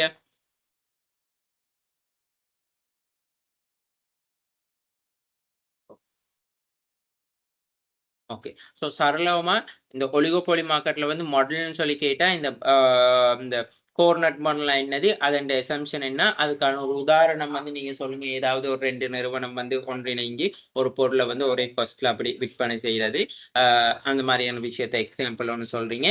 சோ அதுக்கான வரைபடத்தை வந்து சாதாரணமா இந்த வரைபடத்தை வரைகிறீங்க. சோ இந்த வரைபடத்தை வரைஞ்ச உடனே வந்து நீங்க அடுத்தது காட்டுறீங்க. இப்ப இது வந்து சாதாரண ஒலிகோபொலி மார்க்கெட்ன்ற கேள்விக்கூட இருக்கு. சரி. அப்ப அந்த நிறுவனம் வந்து இப்ப விலையை தீர்மானிக்கணும் தானே. சோ அப்ப அந்த விலையை தீர்மானிக்கக்குள்ள நாங்க என்ன சொல்லியிருக்கோம், MRMCல வந்து தான் என்னைக்குமே ப்ராஃபிட் மேக்ஸிமைசேஷன், லாபம் உச்சம் அடையும். அப்படி இல்லாட்டி TR மைனஸ் TCன்னு சொல்லி படிச்சிருக்கோம். சோ அப்ப ப்ராஃபிட் மேக்ஸிமைசேஷன் MR சமன் MC புள்ளியில வந்து நாங்க புள்ளிய வந்து இணைச்சு வருகிற அந்த கேள்வி கோடோட பார்க்கக்குள்ளதான் அந்த விலையும் தொகையும் வந்து எங்களுக்கு அடையாளம் காண முடியும். அப்ப குறிப்பிட்ட அந்த P1 விலையில வந்து தான் என்ன Q1 தொகையால வந்து விற்பனை செய்ய முடியும். அப்ப நிறுவனம் சமநிலை அங்கதான் உருவாகுது. சரியா? சோ இப்படி இருக்கக்குள்ள வந்து இப்ப நாங்க இந்த குவான்டிட்டி இப்ப டிமாண்ட் கர்வ் இருக்கு தானே. இப்ப டிமாண்ட் கர்வ்ல வந்து பாருங்க. சோ சாதாரணமா வந்து இந்த வரைபடத்தை வந்து நீங்க ஒரு ஐடியா ஒன்று வச்சுக்கொள்ளுங்க. அதாவது வந்து இப்ப ரெண்டு நிறுவனம் இணைஞ்சு ஒரு பொருள் உற்பத்தி செய்யக்குள்ள வந்து முதலாவது இந்த P21 விலையில வந்து என்ன நடக்குதுன்னு சொன்னா இந்த 600 அலகுகள் வந்து என்ன நடக்குதுன்னா உற்பத்தி செய்யப்படுது. அதே இப்ப P16 அதாவது 6 யூனிட்லயும் வந்து இந்த 600 அலகுகளே தான். இப்ப ஏன் நாங்க இந்த 600 அலகுகளை விலை இங்க கூட்டினாலும் 600 அலகுகளை வந்து விற்பனை செய்யப்படுதுன்னு சொன்னா நாங்க படிச்சிருக்கோம் நிறுவனத்துல வந்து ஒரு ரெண்டு நிறுவனங்கள் தான் இருக்கக்குள்ள வந்து இந்த எடுகோள் அடிப்படையில வந்து அப்ப அந்த நிறுவனங்கள்ல எவ்வளவுதான் விலையை விற்பனை செஞ்சாலும் சோ அதுக்கு கொள்வனவு வந்து ஏற்படுத்தித்தான் உருவாகும். கொள்வனவு டிமாண்ட் வந்து உருவாகும்னு சொல்லி சொல்றாங்க. ஓகே, சரி. அடுத்தது வந்து நாங்க படிக்கிறது தான் இந்த எட்வர்ட் மாதிரி. அதாவது வந்து இந்த எட்வர்ட் மாதிரியின் ஒலிகோபோலி மார்க்கெட்னு சொல்லக்குள்ள ஓகே ஓகே இந்த எட்வர்ட் மாடல் FI எட்வர்ட் 1987ஆம் ஆண்டு. ஸோ அவர் என்ன சொல்றாருன்னு சொன்னா அந்த நிறுவனங்கள் வந்து அதாவது இப்போ ஒரு நிறுவனம் வந்து ஒரு பிரைஸுக்கு கீழே விற்பனை செய்யுது. ரெண்டு நிறுவனங்கள் ஏபின்னு சொல்லி ரெண்டு நிறுவனங்கள் இருக்கு. ஸோ அந்த ஏபின்னு சொல்ற அந்த ரெண்டு நிறுவனங்களும் வந்து ஒரு பொருள் ஒரு விலையை வந்து விற்பனை செய்யக்குள்ள ஒரு விலையின் கீழே தான் முடிவு செய்யும். ஸோ ஒரு விலையின் கீழ் முடிவு செய்யக்குள்ள அந்த கேள்வி கோட் ரெண்டுமே வந்து ஒரே மாதிரியான அளவுல தான் காணப்படும் சொல்லி சொல்றாங்க. ஓகே, சோ அதைத்தான் இந்த வரைபடம் காட்டி நிக்குது. இதுதான் எட்கோவர்த் மாடல்னு சொல்லி சொல்றது. அப்ப இந்த எட்கோவர்த் மாடல்னு சொல்லக்குள்ள வந்து இந்த ஒலிகோபொலி மார்க்கெட்ல வந்து பிரைஸ் வந்து என்ன நடக்குதுன்னு சொன்னா சரியான போட்டி சந்தைக்கும் சரியான ஒரு ஏகபோகத்துக்கும் இடையில ஒரு ஏற்றம் இறக்கம் இருப்பதை வந்து காட்டுது. அதாவது வந்து ஒரு நிலையான சமநிலையில வந்து இல்லைன்னு சொல்லி காட்டுது. ஏன் நிலையான சமநிலையில இந்த இல்லைன்னு சொல்லி சொன்னா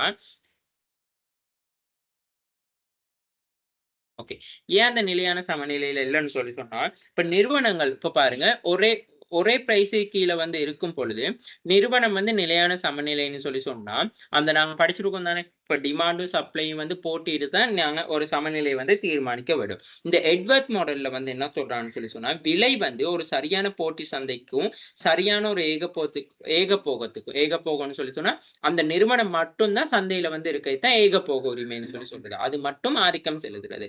சோ அந்த ஏகபோகத்துக்கும் இடையில வந்து ஒரு ஏற்றம் இறக்கம் இருக்கு. அதாவது வந்து ஒரு அப் அண்ட் டவுன் விஷயம் இருக்கு. ஸோ அப் அண்ட் டவுன் ஆன சம்டைம்ஸ் அந்த நிறுவனம் வந்து வேற ஒரு ஸ்ட்ராட்டஜியை பின்பற்றலாம். ஸோ அந்த மாதிரியானது. ஸோ அப்படி இருக்கக்குள்ள வந்து இந்த நிலையான அப்ப இங்க வந்து ஒரு நிலையான சமநிலை இருக்காதுன்னு சொல்லி சொல்றாங்க. ஓகே, சரி. ஸோ இதெல்லாம் கூடுதலா உங்களுக்கு வந்து எடிஷனல் நாலேஜ்க்காகத்தான் அவங்க தந்திருக்காங்களே தவிர எக்ஸாம்ல வந்து இந்த கொஸ்டின் இந்த மாதிரியான விஷயங்கள் வந்து கேட்கறது வந்து ரொம்ப குறைவு. நீங்க ஃபைனல் பேப்பர் வந்து இப்ப நீங்க செக் பண்ணி பார்த்தீங்கன்னு சொன்னா உங்களுக்கு தெரியும். ஃபைனல் பேப்பர்ஸ்ல வந்து இந்த மாதிரியான கொஸ்டின்ஸ் வந்து ரொம்ப ரேரா தான் வரும். அதாவது ரேரான்னு சொல்லி சொன்னா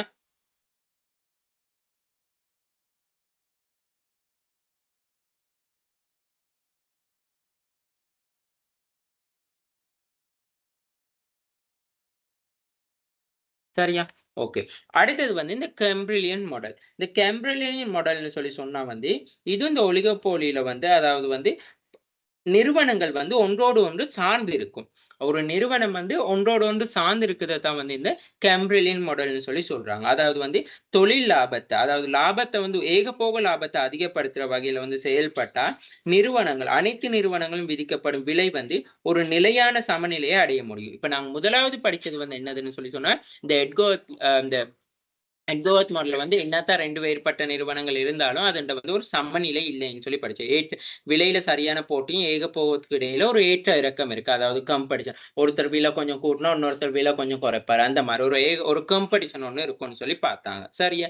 சோ ஆனா இந்த இந்த கேம்பிரில்லியன் மாடல்ல வந்து என்ன சொல்றாங்கன்னு சொல்லி சொன்னா நிறுவனங்கள் ஒன்றோடு ஒன்று சார்ந்து இருக்கும். அதாவது நிறுவனம் வந்து இப்ப நான் இப்ப என்ன சொல்றது இப்ப நீ ஏன்னு சொல்ல நியூஸ் பேப்பர் விலை வந்து 10 ரூபாயில குறைச்சா பி நிறுவனமும் வந்து அந்த நியூஸ் பேப்பர் விலை வந்து ஒரு 10 ரூபாயோ அப்படி இல்லாட்டி ஒரு 9 ரூபாயோ குறைக்கும். அப்ப இதுகள் வந்து ஒரு நிறுவனம் செயற்பாடு ஒன்றில் ஒன்று தங்கி இருக்குதுன்னு சொல்றது தான் இந்த கேம்பிரிலியன் மாடல்னு சொல்லி சொல்றாங்க.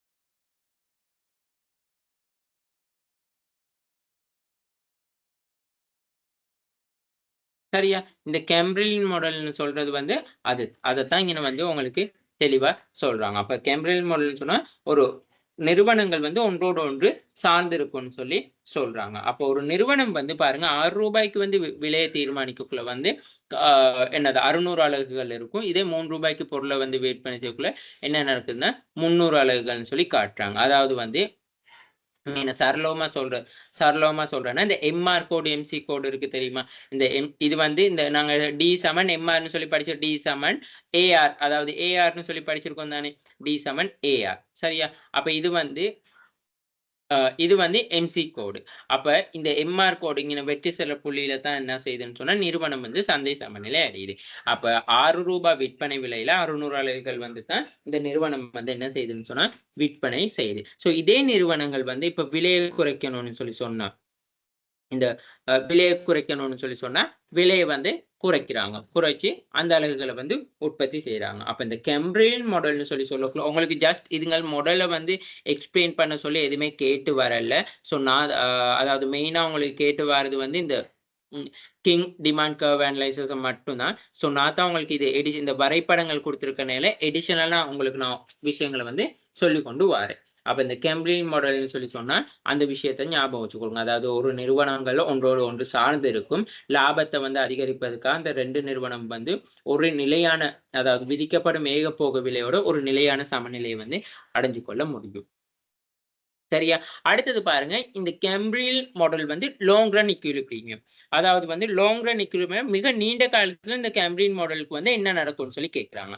அப்ப இந்த வரைபடத்தை பார்க்கக்குள்ள இது டிமாண்ட் கர்வ், இது வந்து எம்ஆர் கர்வ். சரியா?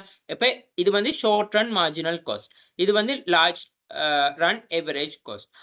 அடுத்தது வந்து பாருங்க, இப்ப நாங்க படிச்சிருக்கோம் இந்த லார்ஜ் ரன் எவரேஜ் காஸ்ட்குள்ள தான் வந்து ஷார்ட் ரன் எவரேஜ் காஸ்டும் இருக்கு. அதே மாதிரி இந்த லார்ஜ் ரன் மார்ஜினல் காஸ்ட்குள்ள தான் வந்து ஷார்ட் ரன் மார்ஜினல் காஸ்டும் இருக்கு. சரியா? அப்ப இந்த டிமாண்ட் கர்வை வந்து லார்ஜ் ரன் எவரேஜ் காஸ்ட் தொட்டு போற புள்ளியில தான் நிறுவனம் வந்து என்ன நடக்கும்னா விலையையும் தொகையையும் வந்து தீர்மானிக்கும்னு சொல்லி சொல்றாங்க. சரியா? ஓகே. அடுத்தது வந்து பாருங்க இந்த எம்ஆர் கர்வ். இந்த எம்ஆர் கோடு வந்து இந்த எம்ஆர் கோடு வந்து பாருங்க மார்ஜினல் ரெவென்யூ. இந்த எம்சி கோடு தொடர புள்ளி பாருங்க, அந்த தொடர புள்ளியோட நேரம் நாங்க இணைச்சு பார்க்கக்குள்ளதான் அந்த பிரைஸும் தொகையும் வருது. இதுதான் லாங் ரன் இக்விலிபிரியம் இந்த கேம்பிரிலியன் மாடல்னு சொல்லி சொல்றது. அப்ப முதலாவது நீங்க இங்க வந்து இது இந்த ஷார்ட் ரன் அண்ட் குவான்டிட்டின்னு சொல்லி சொல்றாங்க. இது வந்து கிவ். ஓகேயா? இது பிரைஸ், இது கிவ். முதலாவது வந்து சாதாரண எம்ஆர் கோடு வரைவீங்க. அடுத்தது டி கோடு. அப்ப இது டி சமன் ஏஆர்னு சொல்லி வரையலாம். ஓகே. அடுத்தது வந்து நாங்க இந்த டிமாண்ட் கோடை வந்து தான் லாங் ரன் எவரேஜ் காஸ்ட் வந்து தொட்டு கொண்டு போகுது. அடுத்தது வந்து எவரேஜ் டோட்டல் காஸ்ட். அதாவது லாங் ரன் எவரேஜ் காஸ்ட்குள்ள தான் இந்த எவரேஜ் டோட்டல் காஸ்ட்டும் இருக்கு. சரியா? எவரேஜ் டோட்டல் காஸ்ட்டும் தொட்டு கொண்டு போகுது. அடுத்தது வந்து ஷார்ட் ரன் மார்ஜினல் காஸ்ட். சரியா? இந்த எம்ஆர்ஐ எம்சிஏன்னு தொடுற புள்ளியோட நேரா நான் கோட்டை இணைச்சு வரையக்குள்ள தான் பிரைஸும் குவான்டிட்டியும் வந்து கிடைக்குது. சரியா? அடுத்தது வந்து இந்த கேம்ப்ரிட்ஜ் மாடலை பத்தி ஓகே. இந்த கேம்ப்ரிட்ஜ் மாடலை பத்தி அதாவது free entry many form sell physically ப்ரீக்லர் டிஃபரன்சியேஷன் ஆஃப் த ப்ராடக்ட். அதாவது வந்து இந்த கேம்ப்ரிட்ஜ் மாடல்ல வந்து இப்போ ஒரு நிறுவனம் இன்னொரு நிறுவனத்தோட சார்ந்து இருக்கனையில வந்து ஃப்ரீ. இப்போ நாங்கள் ஒலிகோபொலி மார்க்கெட்ல வந்து என்ட்ரி இல்லைன்னு சொல்லி சொன்னாலும் இந்த கேம்ப்ரிட்ஜ் மாடல்ல வந்து பயன்படுத்தப்படி ப்ரீ என்ட்ரி. அதாவது வந்து என்ன ப்ரீ என்ட்ரின்னு சொல்லி சொன்னா தடை காணப்படாது, சுதந்திரம் இருக்கும்னு சொல்லி நாங்க சொல்றது. சரியா? த ஃப்ரேம்ஸ் இக்னோர் த காம்படிட்டர். அப்போ இவங்க போட்டி நிறுவனங்கள் வந்து போட்டி நிறுவனங்கள் வந்து இக்னோர் பண்ணிடுவாங்க. என்ன சொன்னா ஒரு நிறுவனம் இன்னொரு நிறுவனத்தோட சார்ந்து இருக்க நிலை. Each the redefines market to segment consumer preference. அதாவது நுகர்வோர் என்ன எதிர்பார்க்கிறாங்களோ அதை எதிர்பார்ப்பு தேவையை நிறைவேற்ற இந்த ரெண்டு நிறுவனம் வந்து இணைஞ்சு செயற்படும். ஸோ அதனால தான் வந்து இது டவுன்வர்ட் டிமாண்ட், அதாவது நார்மலா சாதாரண ஒரு கேள்விக்கோடு மாதிரி இருக்கும்னு சொல்லி சொல்றாங்க. Other brand make from demand more elastic for segment only the market share. அப்போ more elastic segment only, அதாவது வந்து இது விலையில வந்து மாற்றம், கேள்வி தொகையில வந்து பெரிய அளவு மாற்றம் வந்து காணப்படுது. அதை தான் வந்து நாங்க மோ இலாஸ்டிசிட்டின்னு சொல்லி சொல்றாங்க. So for entire market the power limited. Okay. அப்போ frame market the power limited. அப்போ என்ன சொல்லலாம்னு சொன்னா ஒரு நிறுவனம் ஒன்றோடு ஒன்று சார்ந்து இருக்கிறதால வந்து அந்த நிறுவனத்துக்கு மட்டும் தனியா ஆதிக்கம் செலுத்த முடியாது. பட் ஸ்டில் அலோவ் த இருந்தாலுமே வந்து விலை, அதாவது வந்து மார்ஜினல் காஸ்ட்டை விட விலை வந்து கூடுதலையா இருக்கும். அப்ப என்ன சொல்றாங்கன்னா ஒரு நிறுவனம் ரெண்டு மூணு நிறுவனங்கள் ஒன்று சார்ந்து இருக்கிறதால வந்து தனி ஏகபோக உரிமை வந்து இருக்காது. ஸோ ஒன்றில் ஒன்று பரஸ்பரமா தங்கி இருக்கும்னு சொல்லி சொல்றாங்க. ஸோ அதனால தான் வந்து ஆனாலும் அதுக்காக வந்து அந்த நிறுவனங்கள் விலைன்னு சொல்லக்குள்ள வந்து மார்ஜினல் காஸ்ட்டை விட பிரைஸ் வந்து கூடுதலா இருக்கும் நிறுவனங்களுக்கு. In short run firm the move the along D, but eventually similar condition lead to similar each operate and demand and marginal intention சொல்லி சொல்றாங்க. அதாவது வந்து இங்க என்ன சொல்றாங்கன்னு சொல்லி சொன்னா, இப்ப இந்த ஷார்ட் ரன் எடுத்துக்கொண்டா வந்து அதாவது வந்து கண்டிப்பா வந்து என்னன்னா சிமிலர் டு, அதாவது lead to the similar P, அதாவது வந்து விலையோட வந்து தொடர்பு பட்டதா தான் காணப்படும். ஈச் ஃபார்ம் ஆப்பரேட் த என்னது டிமாண்ட் அண்ட் மார்ஜினல் இன்ட்ராக்ஷன். அதாவது வந்து இந்த குறுங்காலத்துல வந்து கண்டிப்பா வந்து நிறுவனங்கள் வந்து செயற்படக்குள்ள அந்த விலை மற்றும் அந்த மார்ஜினல் காஸ்ட், அதாவது இலை செலவோட வந்து தொடர்பு படுத்தி தான் பார்க்கும்.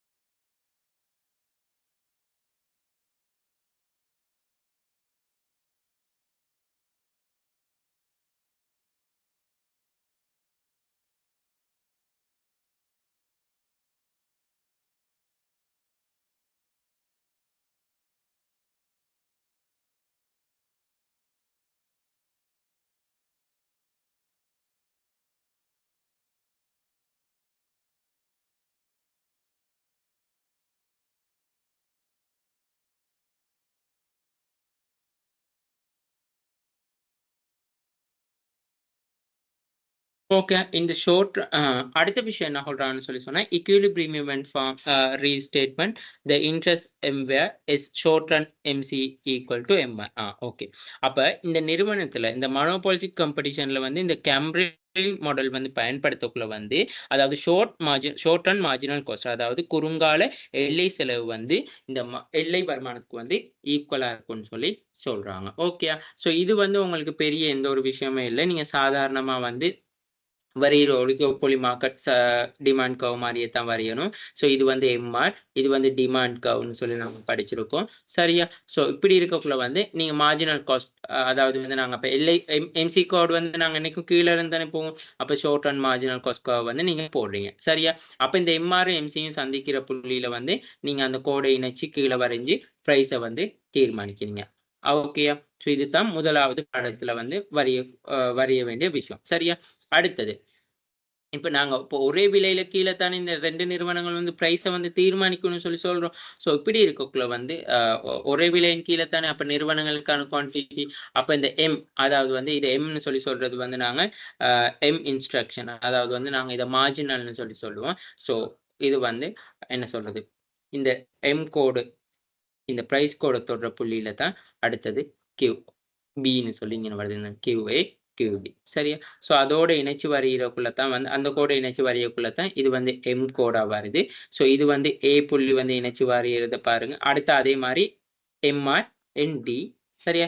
எம்ஆர் எம்சி சமன் எம்ஆர் தானே அந்த கோடை தொட்டு செல்றதுல நாங்க பிரைஸை வரைகிறோம். ஸோ அடுத்தது சப்போஸ் இந்த நிறுவனம் நாங்க சொல்றோம் தானே பிரைஸ் அதை மார்ஜினல் காஸ்ட்டை விட பிரைஸ் கூடன்னு சொல்லி மார்ஜினல் காஸ்ட்டை விட பிரைஸ் கூடக்குள்ள வந்து நிறுவனம் வந்து என்ன நடக்கும்னு சொல்லி சொன்னா பவர் லிமிட் அதாவது வந்து அந்த நிறுவனத்துக்கான வந்து ஏகபோக உரிமை வந்து லிமிட்டடா இருந்தாலுமே வந்து விலையை விட மார்ஜினல் காஸ்ட் கூடன்னு சொல்லி இந்த வரைபடத்துல காட்டலாம். ஓகே. சரியா? ஸோ சாரி அடுத்தது வந்து the king demand curve analysis. இதுதான் வந்து நார்மலாவே வந்து எல்லா வருஷம் பாஸ் பேப்பர்லயும் வந்து கேட்டு வந்திருக்குது. ஓகே. ஸோ இது வந்து கொஞ்சம் உங்களுக்கு அந்த மைக்ரோ எக்கனாமிக்ல வந்து அட்வான்ஸ் நேல வந்து இந்த என்ன சொல்றது இந்த மாடல்ல வந்து பெருசா அந்த கர்னட் மாடல் எட்கோத் மாடல் அண்ட் கேம்பிளின் மாடல் வந்து பெருசா வராது. ஸோ இந்த மாடல் வந்து டெவலப் ஆகிக்கொண்டு தான் வருது. சரியா? ஸோ இந்த மாடல் வந்து ஒவ்வொரு முறையும் டெவலப் ஆகிக்கொண்டு தான் வரும். அப்போ இந்த மாடல் ஏதாவது குறையா இருந்தா அப்படியே டெவலப் ஆகிட்டா வந்து இந்த கிங் டிமாண்ட் கர்வ் அனலைசிஸ் வந்து வந்திருக்கு. ஓகே. ஸோ அப்ப இந்த கிங் டிமாண்ட் கர்வ் அனலைசிஸ்னு சொல்லி சொன்னா அதுல மெயினாவே என்ன சொல்றாங்கன்னு சொல்லி சொன்னா ஒரு நிறுவனம் வந்து காணப்படக்குள்ள வந்து அதாவது ஒரு நிறுவனம் வந்து காணப்படும் பொழுது ஒரு நிறுவனத்தின் செயற்பாடு வந்து ஒரு அதாவது ஒரு நிறுவனத்தின் செயற்பாடு வந்து மற்ற நிறுவனத்தின் செயற்பாட்டை வந்து என்ன செய்யும் தாக்கம் செலுத்தக்கூடியதா காணப்படும். ஒரு நிறுவனத்தின் செயற்பாடு மற்ற நிறுவனத்தின் செயற்பாடை தாக்கம் செலுத்தும். இப்போ ஒரு சந்தையில காணப்படுகின்ற மொத்த நிரம்பல்ல பெருமளவு பங்கு வந்து ஒரு நிறுவனம் கொண்டிருக்கும். நாம படிச்சிருந்தானே குறிப்பிட்ட ஒரு சில நிறுவனங்கள் மட்டும் தான் காணப்படுது. அதனால சந்தையில காணப்படுகின்ற மொத்த நிரம்பல்ல வந்து பெருமளவு பங்கு வந்து இவ்வளவு சப்ளை பெரிய அளவு சப்ளை செய்யக்குள்ள அந்த நிறுவனம் 1-2 காணப்படுறதால அந்த நிறுவனத்துக்கு நிறைய அளவு சப்ளை வந்து செஞ்சு கொள்ளக்கூடியதா இருக்கும். அப்ப அதனால வந்து ஒவ்வொரு நிறுவனமும் வந்து சந்தை விலை மீது செல்வாக்கு செலுத்தும். அப்ப இங்க வந்து பிரைஸ் வந்து மேக்கரா தான் இருப்பாங்க. ஒலிகோபொலி மார்க்கெட் வந்து என்னைக்கும் பிரைஸ் மேக்கரா தான் இருப்பாங்க. சரியா? அப்ப சந்தை விலை மீது செல்வாக்கு செலுத்தும். இதனால வந்து நிறுவனத்தின் கேள்விக்கோடு டிமாண்ட் கர்வ் வந்து எப்படி இருக்கும்னு சொல்லி சொன்னா இடமிருந்து வளமாக இருக்கும். கீழ் நோக்கி சரிந்து செல்லும். இதுதான் சாதாரண கேள்விக்கோடு மாதிரியே தான் இந்த ஒலிகோபொலி மார்க்கெட்ல இருக்கும். இப்ப இந்த சிச்சுவேஷனை வச்சுக்கொண்டு ஒரு நிறுவனம் விலையில வேறுபாடு காணுது. ஏதாவது ஒரு டிஃபரன்சியேஷன் வந்து செய்யும் பொழுது அதுக்கான மற்ற நிறுவனங்கள் வந்து ஒரு என்ன சொல்றது ஒரு ஆக்ஷன் எடுக்கலாம். ஸோ அவங்க பிரைஸை வந்து கூட்டலாம் குறைக்கலாம் அப்படி இல்லாட்டி ஏதாவது ஒரு ஸ்ட்ராட்டஜிஸ் ஒன்று கொண்டு வரலாம். அப்படி இருக்கக்குள்ள அந்த நிறுவனத்தின் டிமாண்ட் அப்ப நிறுவனத்தின் டிமாண்ட் வந்து எங்களுக்கு நிச்சயமற்றதா இருக்கும். ஓகே சரிப்பா ஒரு நிறுவனம் விலையை கூட்டிருச்சுன்னு சொல்லி சொன்னா எங்கட நிறுவனத்துக்கான டிமாண்ட் வந்து நிச்சயமற்றதா ஐயோ எங்களுக்கு வந்து கஸ்டமர் வருவாங்களா கஸ்டமர் வர மாட்டாங்களா நிச்சயமற்றதா இருக்கும். இதனால தான் வந்து அந்த பிரைஸ் அதாவது வந்து விலை மீது காட்டப்படுற துலங்கள்னால பிரைஸை பேஸ் பண்ணி இருக்கதால என்ன நடக்குதுன்னு சொல்லி சொன்னா கேள்வி வந்து மாற்றம் அடையக்கூடிய இருக்கனால தான் கேள்வி கோடு வந்து இப்படி முறிஞ்சு காணப்படுது. ஒரு நிறுவனத்தின் நடவடிக்கை வந்து ஒரு நிறுவனத்தின் தாக்கம் வந்து ஒரு நிறுவனத்தின் நடவடிக்கை வந்து இன்னொரு நிறுவனத்துல வந்து தாக்கம் செலுத்தக்கூடியதா இருக்கும். சோ அது வந்து நாங்க என்ன சொல்றதுன்னு சொல்லி சொன்னா எங்களுக்கு வந்து ஒரு நிச்சயத்தன்மையற்றது. அதாவது நாங்க சொல்லுவோம் அதாவது நாங்க என்ன சொல்றது ஒரு எதிர்பாராத நேரத்துல சர்டனிட்டி சொல்லி சொல்றது. அப்படி சர்டனிட்டியா இருக்க நேரத்தான் இந்த நிறுவனத்தின் கேள்விக்கோடு முறிஞ்ச கேள்விக்கோடா இருக்கு. சரி, இப்படி முறிஞ்ச கேள்விக்கோடா இருக்கக்குள்ள வந்து என்ன நடக்கும்னு சொல்லி சொன்னா, அதாவது ஒரு சாதாரண கேள்விக்கோடா இருக்கக்குள்ள வந்து அதாவது வந்து இலாஸ்டிசிட்டியா இருக்கும். உதாரணத்துக்கு வந்து இப்ப நிறுவனம் ஒண்ணு இருக்கு. நிறுவனம் வந்து இந்த பிரைஸுக்கு கீழ இந்த Pன்னு சொல்ற பிரைஸுக்கு கீழ கியூன்ற அளவு குவான்டிட்டிய வந்து வெளியீடு செய்றாங்க. அப்ப அந்த Pன்ற பிரைஸுக்கு கீழ கியூன்ற குவான்டிட்டி வந்து செய்யும் பொழுது என்ன நடக்குதுன்னு சொல்லி சொன்னா, நெகிழ்ச்சி உடையதா இருக்கு. அதாவது நெகிழ்ச்சி உடையதா இருக்கு. அப்ப விலை மாற்று வீதத்தை விட தொகை மாற்று வீதம் காணப்படுதுன்னு சொல்லி நாங்க அங்க சொல்றோம். சரியா? அப்ப அடுத்தது அப்ப அந்த ஒரு நிறுவனத்தின் வந்து தாக்கம் மற்ற நிறுவனம் இப்ப திடீர்னு விலையை வந்து குறைக்க தொடங்கக்குள்ள பிரைஸ வந்து குறைக்க தொடங்கக்குள்ள வந்து என்ன நடக்குதுன்னு சொல்லி சொன்னா P2 ஆக வந்து தொகை வந்து என்ன நடக்குது Q2 ஆகுது. சோ இப்படி இருக்கக்குள்ள வந்து அப்ப விலை மாற்று வீதத்தை விட கேள்வி தொகை மாற்று அப்ப என்ன நடக்குது இன்லாஸ்டிக் அதாவது அது வந்து நெகிழ்ச்சி அற்றதா இருக்கு. அப்ப நெகிழ்ச்சி அற்றதுன்னு என்ன சொல்லுவோம் விலை மாற்று வீதத்தை விட தொகை மாற்று வீதம் குறைவா இருக்குதுன்னு சொல்லி. அப்ப அதனாலதான் ஒரு நிறுவனத்தின் வந்து கேள்விக்கோடு அதாவது ஒலிகோபொலி மார்க்கெட்ல வந்து நாங்க அந்த கிங் கர்வ்னு சொல்லி சொல்றதுனால என்னதுன்னு சொல்லி சொன்னா முறிந்த கேள்விக்கோடுன்னு சொல்லி அது அர்த்தம். அதாவது முறிந்த கேள்விக்கோடு வந்து உருவாக்குறதுக்கான காரணமே வந்து ஒரு நிறுவனத்தின் வந்து அதாவது வந்து ஒரு நிறுவனத்தின் விலையில வேறுபாடு மேற்கொண்ட ஏனைய நிறுவனங்கள் அதுக்கு எதிர் நடவடிக்கை மேற்கொள்றதால தான் அந்த டிமாண்ட் கர்வ் வந்து என்ன நிச்சயமற்றதா இருக்கு அன்சர்டனிட்டியா இருக்கு. அப்படி அன்சர்டனிட்டி காரணமாக தான் என்ன நடக்குதுன்னு சொல்லி சொன்னா விலை மீது அதாவது வந்து இதனால வந்து விலை மீது காட்டப்படும் துலங்கள் இப்ப அன்சர்டனிட்டின்னு சொல்லி சொன்ன உடனே வந்து பிரைஸ் அந்த நிறுவனம் ஒண்ணு கூட்டலாம் குறைக்கலாம். சோ அப்ப அந்த பிரைஸ் மேல வந்து அவங்க வந்து எஃபெக்ட் ஒண்ணு கொண்டு வரக்குள்ள வந்து அந்த டிமாண்ட்க்கு என்ன நடக்கும்னு சொன்னா சேஞ்ச் ஆகும். இப்படி டிமாண்ட் வந்து அடிக்கடி சேஞ்ச் ஆகுற நிலையில வந்து அந்த கேள்விக்கோ டிமாண்ட் கர்வ் வந்து ஒரு முறிவுபடக்கூடிய தன்மை ஏற்படுது. இதனால தான் வந்து நாங்க என்ன சொல்றதுன்னு சொல்லி சொன்னா இந்த ஒலிகோபொலி மார்க்கெட்ல வந்து டிமாண்ட் கர்வ் வந்து முறிவுபடுது. பாருங்க the frame 8 charged to the lower price. அப்ப the other frame losing the market share. Okay இப்போ ஒரு நிறுவனம் வந்து பிரைஸ குறைக்குது. அப்ப இன்னொரு மார்க்கெட்க்கு வந்து என்ன நடக்கும் அந்த மார்க்கெட் ஷேர் வந்து குறைய தொடங்கும். Other firm match the price cut.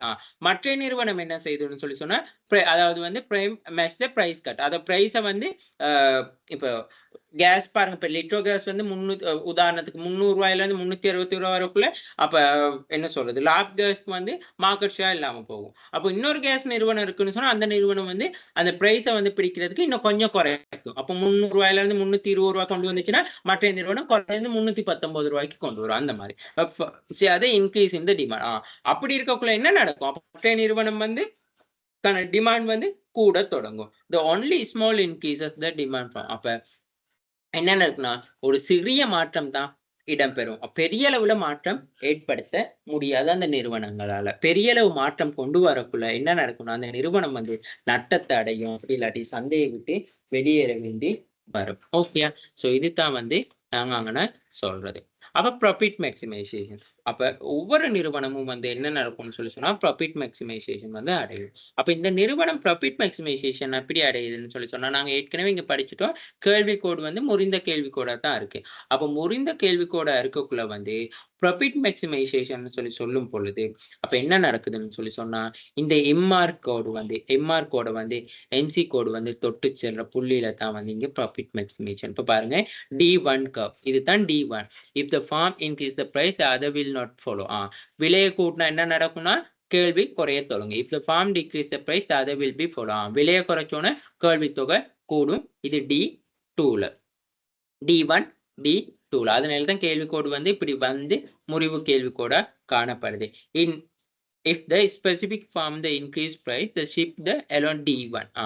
Okay பாருங்க the prime அந்த firm வந்து increase அப்ப increase ஆகக்குள்ள வந்து என்ன நடக்கும்னா பிரைஸ வந்து டிமாண்ட் கர்வ் வந்து D1 ஆக வந்து ஷிஃப்ட் ஆகுது. if the decrease of the price it the ship the elongates the D2. Okay இப்ப பாருங்க பிரைஸ் வந்து என்ன நடக்குதுன்னு சொல்லி சொன்னா டிக்ரீஸ் ஆகக்குள்ள D1 கோடா வந்து வலப்புறம் நோக்கி நகருது. MC function come through the decrease the into the MR function.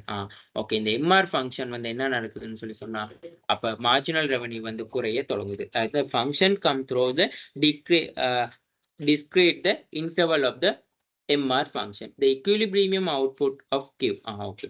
So இந்த எம்ஆர்என்சியும் சந்திக்க புள்ளியில தான் வந்து என்ன நடக்குதுன்னு சொன்னா கியூன்னு. இப்போ எம்ஆரும் அதே மாதிரி முறிவடையத்தான் தொடங்குது. டிமாண்ட் கர்வ் எப்படி முறிவடைய தொடங்குதோ அதே மாதிரி ஒலிகோபோலி மார்க்கெட்ல இந்த மார்ஜினல் ரெவென்யூ கர்வும் வந்து முறிவடைய தொடங்குது. அப்போ மார்ஜினல் ரெவென்யூ கர்வ் முறிவடையக்குள்ள முதலாவது சந்தர்ப்பத்துல இந்த MC2 ஆகுது, அதாவது வந்து சமநிலை அடையுது, எம்ஆர் சமன் எம்சி.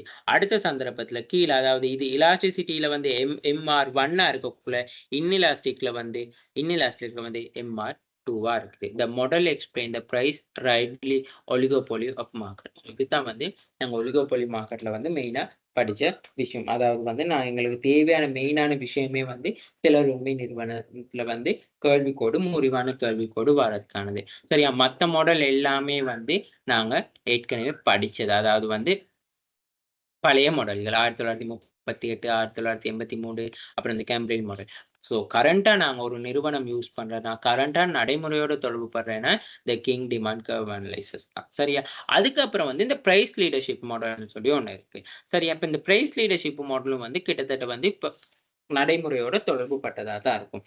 அதாவது வந்து இந்த பிரைஸ் லீடர்ஷிப் மாடல்னு சொல்லி சொன்னா என்னதுன்னு சொல்லி சொன்னா, ஒரு தொழில்துறையில வந்து ஒரு முன்னணி நிறுவனம் வந்து முழு சந்தைக்குமான பொருட்கள் சேவை விலையை வந்து திறம்பட தீர்மானிக்கும் வரையில வந்து ஒரு செல்வாக்கு செலுத்த முடிஞ்சா வந்து அங்க என்னன்னா பிரைஸ் லீடர்ஷிப் மாடல் வந்து உருவாகுது. அதாவது ஒரு தொழில்துறையில ஒரு இண்டஸ்ட்ரியில வந்து இருக்கிற ஒரு நிறுவனம் வந்து ஒரு முன்னணி நிறுவனம், ஒரு நல்ல ஒரு பிராண்ட் மார்க்ல இருக்க ஒரு நல்ல ஒரு பொசிஷன்ல இருக்க முன்னணி நிறுவனம் வந்து முழு மார்க்கெட்டுக்குமா சந்தைக்குமான பொருள் அல்லது சேவை விலை திறம்பட, அதாவது வந்து முழு மார்க்கெட்லயும் இருக்கிற சந்தைக்கு மார்க்கெட்டுக்குமே வந்து ஒரு இண்டஸ்ட்ரியில இருக்க ஃபுல் சந்தைக்கு மார்க்கெட்டுக்குமே வந்து அந்த பொருள் சேவிஸை வந்து பொருள் அல்லது சேவைக்கான விலையை வந்து ஒரு திறம்பட தீர்மானிக்குமா இருந்தா அப்ப வந்து என்ன நடக்கும்னா பிரைஸ் லீடர்ஷிப் மாடல் வந்து ஏற்படுத்தும். அந்த நிறுவனத்தை பேஸ் பண்ணித்தான் மற்ற நிறுவனங்கள் வந்து தங்களோட பொருட்களுக்கான விலைகளை வந்து தீர்மானிப்பாங்க. அப்ப இந்த விலை இந்த பிரைஸ் லீடர்ஷிப் மாடலுக்கு 3 விஷயம் இருக்கு. அதுதான் டொமினேட், க்ளோசிவ் அண்ட் பெரோமெட்ரிக்னு சொல்லி ஒண்ணு இருக்கு. சரி, அப்ப இந்த டொமினேட் பிரைஸ்னு சொல்லி சொன்னா ஒரு பெரிய நிறுவனம் வந்து தன்னோட சொந்த தேவையை பூர்த்தி செய்ய ஒரு விலையை நிர்ணயிக்க முடியும். அதாவது வந்து பெரிய மார்க்கெட்ல வந்து அந்த நிறுவனம் தலைமையேற்று அந்த செய்யக்குள்ள அந்த நிறுவனத்தின் வந்து தேவைகளை பூர்த்தி செய்யறதுக்கு, அந்த நிறுவனத்துல இருக்கிற கொஸ்டின்களை பூர்த்தி செய்யறதுக்காக ஒரு பிரைஸை தீர்மானிக்க முடியும். அப்ப ஒரு சரியான போட்டியாளர் சந்தையில வந்து இந்த ஒரு சரியான போட்டியாளர் சந்தையில வந்து விலையை ஏற்றுக்கொள்வதால வந்து சிறிய நிறுவனங்கள் என்ன செய்யும்னு சொல்லி சொன்னா அந்த மெயினான நிறுவனம் நிர்ணயித்த விலையை வந்து எடுத்துக்கொள்ளும். பெரும்பாலான நேரத்துல வந்து இந்த ஒரு என்ன சொல்றது அதாவது வந்து அந்த மெயினான அந்த பிரைஸ் மார்க் லீடர்ல இருக்க அந்த நிறுவனம் வந்து அனுபவிக்கிற அந்த செலவுகள் நன்மைகள்லாம் வந்து எப்படி ஹேண்டில் பண்ணி கொண்டு போறாங்கன்னு சொல்லி பார்த்து அதை வந்து வழி நடத்தி கொண்டு போகும்னு சொல்லி சொல்றாங்க சிறு நிறுவனங்களும். அதாவது பிரைஸ் லீடர்ஷிப்னு சொல்லி சொன்னா மார்க்கெட்ல வந்து தலைமை தாங்கி கூடிய ஒரு நிறுவனம் காணப்படுது. அந்த நிறுவனம் வந்து ஓல் மார்க்கெட் இண்டஸ்ட்ரியில இருக்க ஓல் மார்க்கெட்டுக்குமான பிரைஸை வந்து தீர்மானிக்கும். ஸோ அப்படி அந்த பொருளா இருக்கலாம், சேவையா இருக்கலாம். ஸோ அந்த விலையை வந்து தீர்மானிக்கும். பாருங்க, சென்ட்ரல் பேங்க் தான் வந்து மற்ற வங்கிகள் எல்லாம் கொண்டு போகுது, வழி நடத்தி கொண்டு போகுது. ஸோ அந்த மாதிரி. சரியா? ஸோ அப்படி இருக்கக்குள்ள வந்து போதுமான செல்வாக்கு நிறுவனம் வந்து சந்தையில வச்சிருக்கும். இப்படி இருக்கக்குள்ள வந்து அந்த நிறுவனம் தான் என்ன நடக்கும்னா விலையை வந்து தலைமையேற்று செயற்படுத்தும். அப்ப விலையை வந்து தலைமையேற்று செயற்படுத்தக்குள்ள 3 விஷயங்கள் வந்து அது என்ன செய்யுதுன்னு சொல்லி சொன்னா மாடல்ஸை பின்படுது. முதலாவது டொமினேட் பிரைஸ். அப்ப இந்த டொமினேட் பிரைஸ்னு சொல்லி சொன்னா பெரிய நிறுவனம் தங்களுடைய தேவைகள், அதாவது அந்த நிறுவனத்துக்கு ஏற்படுற காஸ்ட், அந்த நிறுவனத்துக்கு ஏற்படுற தேவைகளை பேஸ் பண்ணி விலையோட தீர்மானிக்கும். அப்ப விலையை தீர்மானிச்சோட அதை பின்பற்ற சிறிய நிறுவனங்கள் வந்து ஓகே அந்த விலையை வந்து தீர்மானிச்சு அந்த விலையின் அடிப்படையில வந்து என்ன செய்யணும்னு சொல்லி சொன்னா சிறிய நிறுவனங்களும் செயற்படும். இப்படி இருக்கக்குள்ள அந்த பெரிய நிறுவனம் வந்து என்ஜாய் பண்ற அந்த என்ன சொல்ற நன்மைகளை வந்து நன்மை காரணமாக வந்து அந்த பெரிய நிறுவனம் தன்னை தேவைகளை அறிஞ்சு செயற்படுத்தக்குள்ள சிறிய நிறுவனங்கள் வந்து அதன் மூலமா வந்து நன்மைகளை பெற்றுக்கொள்ளும்னு சொல்லி சொல்லலாம். They can be the easily following condition they are the present in the market. There are only very few numbers at the top. அதாவது இப்போ இந்த க்ளோசிவ் பிரைஸ் லீடர்ஷிப்ல வந்து என்ன சொல்றாங்கன்னு சொன்னா குறிப்பிட்ட ஒரு சில நிறுவனங்கள் தான் காணும். Each firm producing the close option, அதாவது நெருங்கிய பதிலீடுகளை வந்து தான் விற்பனை செய்யக்கூடியதா இருக்கும்.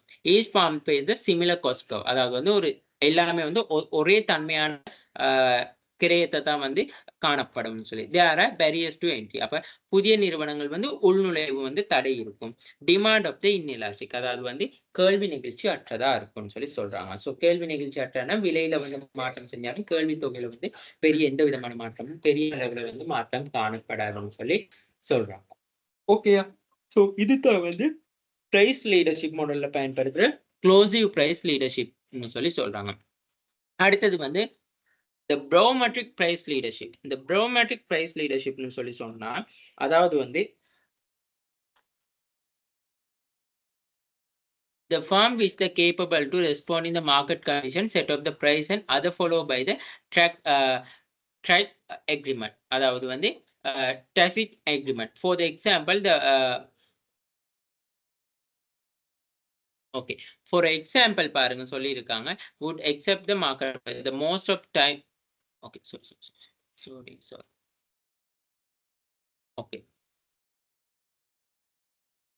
Okay, பாருங்க, for example, the wiser the entrepreneur announce the price and the first estimating demand and cost condition, the other firms and industry will also say the price and accordingly. அப்ப இது என்ன சொல்லலாம்னு சொல்லி சொன்னா இந்த barometric price leadershipல வந்து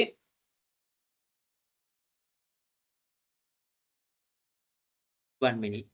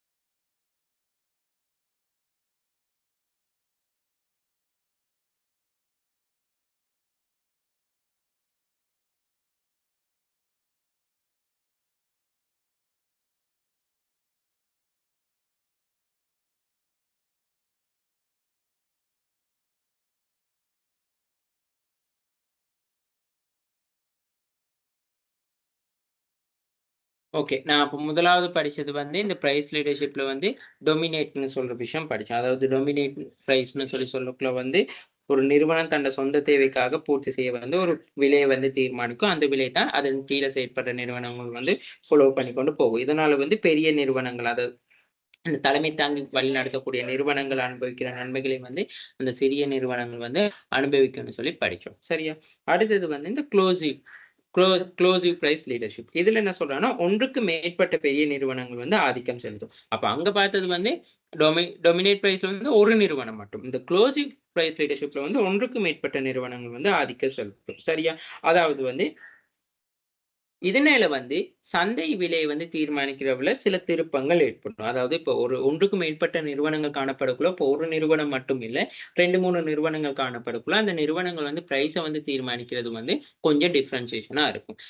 can be the exceed easily the following conditions are the present market. Okay, so இப்படி இருக்கக்குள்ள வந்து சில நிபந்தனைகள் சந்தையில இருந்தா மட்டும்தான் இந்த கன்க்ளூசிவ் பிரைஸ் லீடர்ஷிப்பை வந்து எங்களால் வந்து க்ளோசிவ் பிரைஸ் லீடர்ஷிப்பை வந்து யூஸ் பண்ண முடியும். மிக குறைந்த எண்ணிக்கையாலான நிறுவனங்கள் காணப்படும். ஏன்னு சொன்னா நிறைய நிறுவனங்கள் காணப்படக்குள்ள எங்களுக்கு கஷ்டமா போயிடும் ஓகே பிரைஸ் வந்து ஸ்ட்ராட்டஜி கொண்டு வரதுக்கு. அது மட்டும் இல்லாம ஒவ்வொரு நிறுவனமும் வந்து ரொம்ப க்ளோஸ் சப்ஸ்டியூட் வந்து இருக்கணும், நெருங்கிய பதிலீடுகள் இருக்கணும். அப்பதான் எங்களுக்கு தெரியும் ஓகே இந்த பிரைஸ்க்கு இவ்வளவு தான் காஸ்ட் போகுது, இந்த லேபர் காஸ்ட் இவ்வளவு தான் போகுது, இவ்வளவு தான் ரோ மெட்டீரியல் போகுதுன்னு சொல்லி, இவ்வளவு தான் இதுல அவுட்புட் எடுத்துக்கொள்ளணும்னு சொல்லி. அடுத்த விஷயம் பாருங்க, each firm face similar cost curve. அப்ப அடுத்தது வந்து ஒவ்வொரு நிறுவனம் வந்து ஒரே மாதிரியான செலவு வலைகள். அப்ப நாங்க ஒத்த தன்மையான பொருட்கள் உற்பத்தி செஞ்சா செலவு வலைகளும் எப்படி இருக்கணும், ஒத்த தன்மையா தான் இருக்கணும். அடுத்தது வந்து நுழைவதற்கு தடைகள் உள்ளன. இப்ப நாங்க படிச்சிருந்தானே என்னதான் அதிக அளவான நிறுவனங்கள் வந்து, அதாவது ஒன்றுக்கும் மேற்பட்ட பெரிய நிறுவனங்கள் சந்தையில் ஆதிக்கம் செலுத்தினாலும் அதை கீழே இருக்க நிறுவனங்கள் வந்து புதிய நிறுவனங்கள் வர்றதுக்கு தடைகளா இருக்கும். அப்ப புதிய நிறுவனங்கள் வர தடைகளா இருந்தா தான் என்ன நடக்கும்னு சொல்லி சொன்னா, இந்த கன்க்ளூசிவ் பிரைஸ் லீடர்ஷிப் மாடல வந்து சரியா கொண்டு போக முடியும். இருக்கிற நிறுவனங்களை வச்சுக்கொண்டு. தேவை வந்து உறுதியாடுது. அதாவது டிமாண்ட் வந்து என்ன சொல்றோம்னா இன்எலாஸ்டிக்கா இருக்கும். அதாவது விலையில என்னதான் மாற்றம் செஞ்சாலும் கேள்வித் தொகையை வந்து பெரிய அளவு வந்து மாற்றம் ஏற்படாதுன்னு சொல்லி சொல்றாங்க. இதுதான் கன்க்ளூசிவ் பிரைஸ் லீடர்ஷிப். அடுத்தது வந்து இந்த வெரோமெட்ரிக் பிரைஸ் லீடர்ஷிப்னு சொல்லி சொன்னா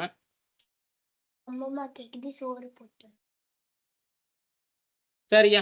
சோ இது வந்து என்ன சொல்றாங்கன்னு சொல்லி சொன்னா, சந்தை நிலைமைக்கு பதிலளிக்கும் திறன் கொண்டது தான் ஒரு நிறுவனம் விலையை நிர்ணயிக்கும். அதாவது வந்து மார்க்கெட்ல வந்து எப்படி எதிர்பார்க்கிறாங்க, சோ அந்த மார்க்கெட்க்கு வந்து என்ன சொல்றது, ஆன்சர் பண்ணக்கூடிய மாதிரி தான் அந்த நிறுவனம் வந்து பிரைஸை வந்து தீர்மானிக்கும்.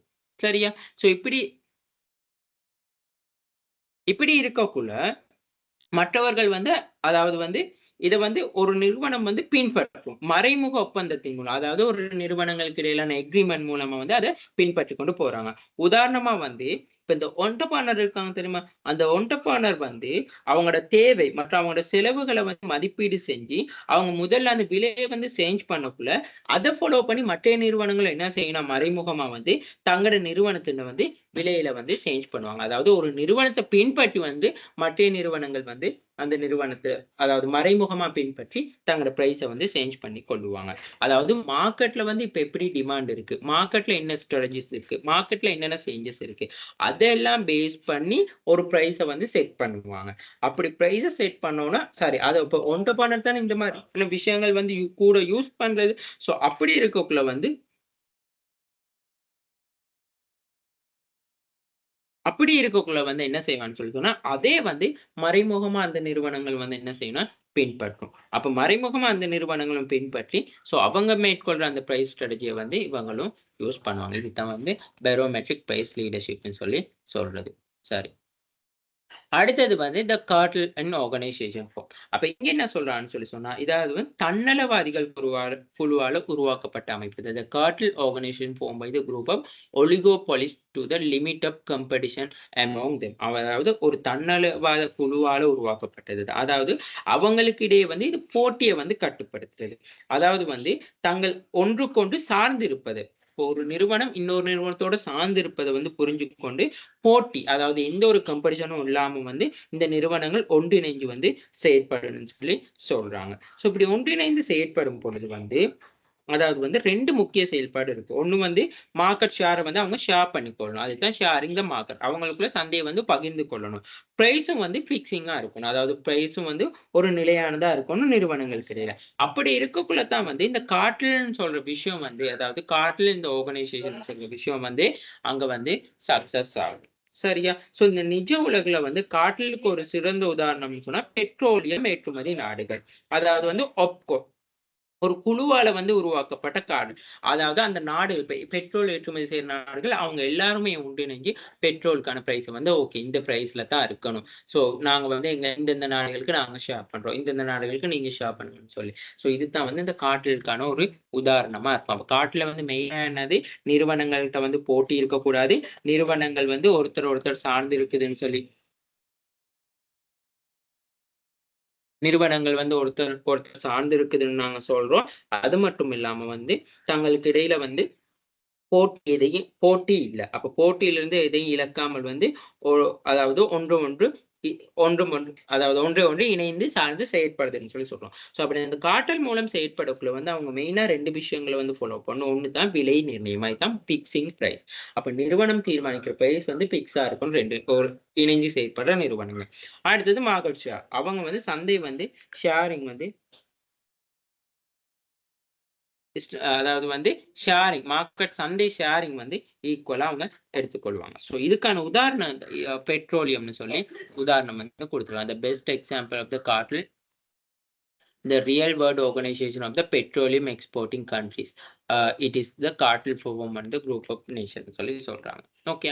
அடுத்தது welfare of the implementation oligopoly. அதாவது ஒலிகோபோலியில வந்து எப்போதும் ஒரு பரஸ்பர ஒப்பந்தங்களை வந்து ஒழுங்காக உருவாக்க முயற்சிக்கிறாங்க.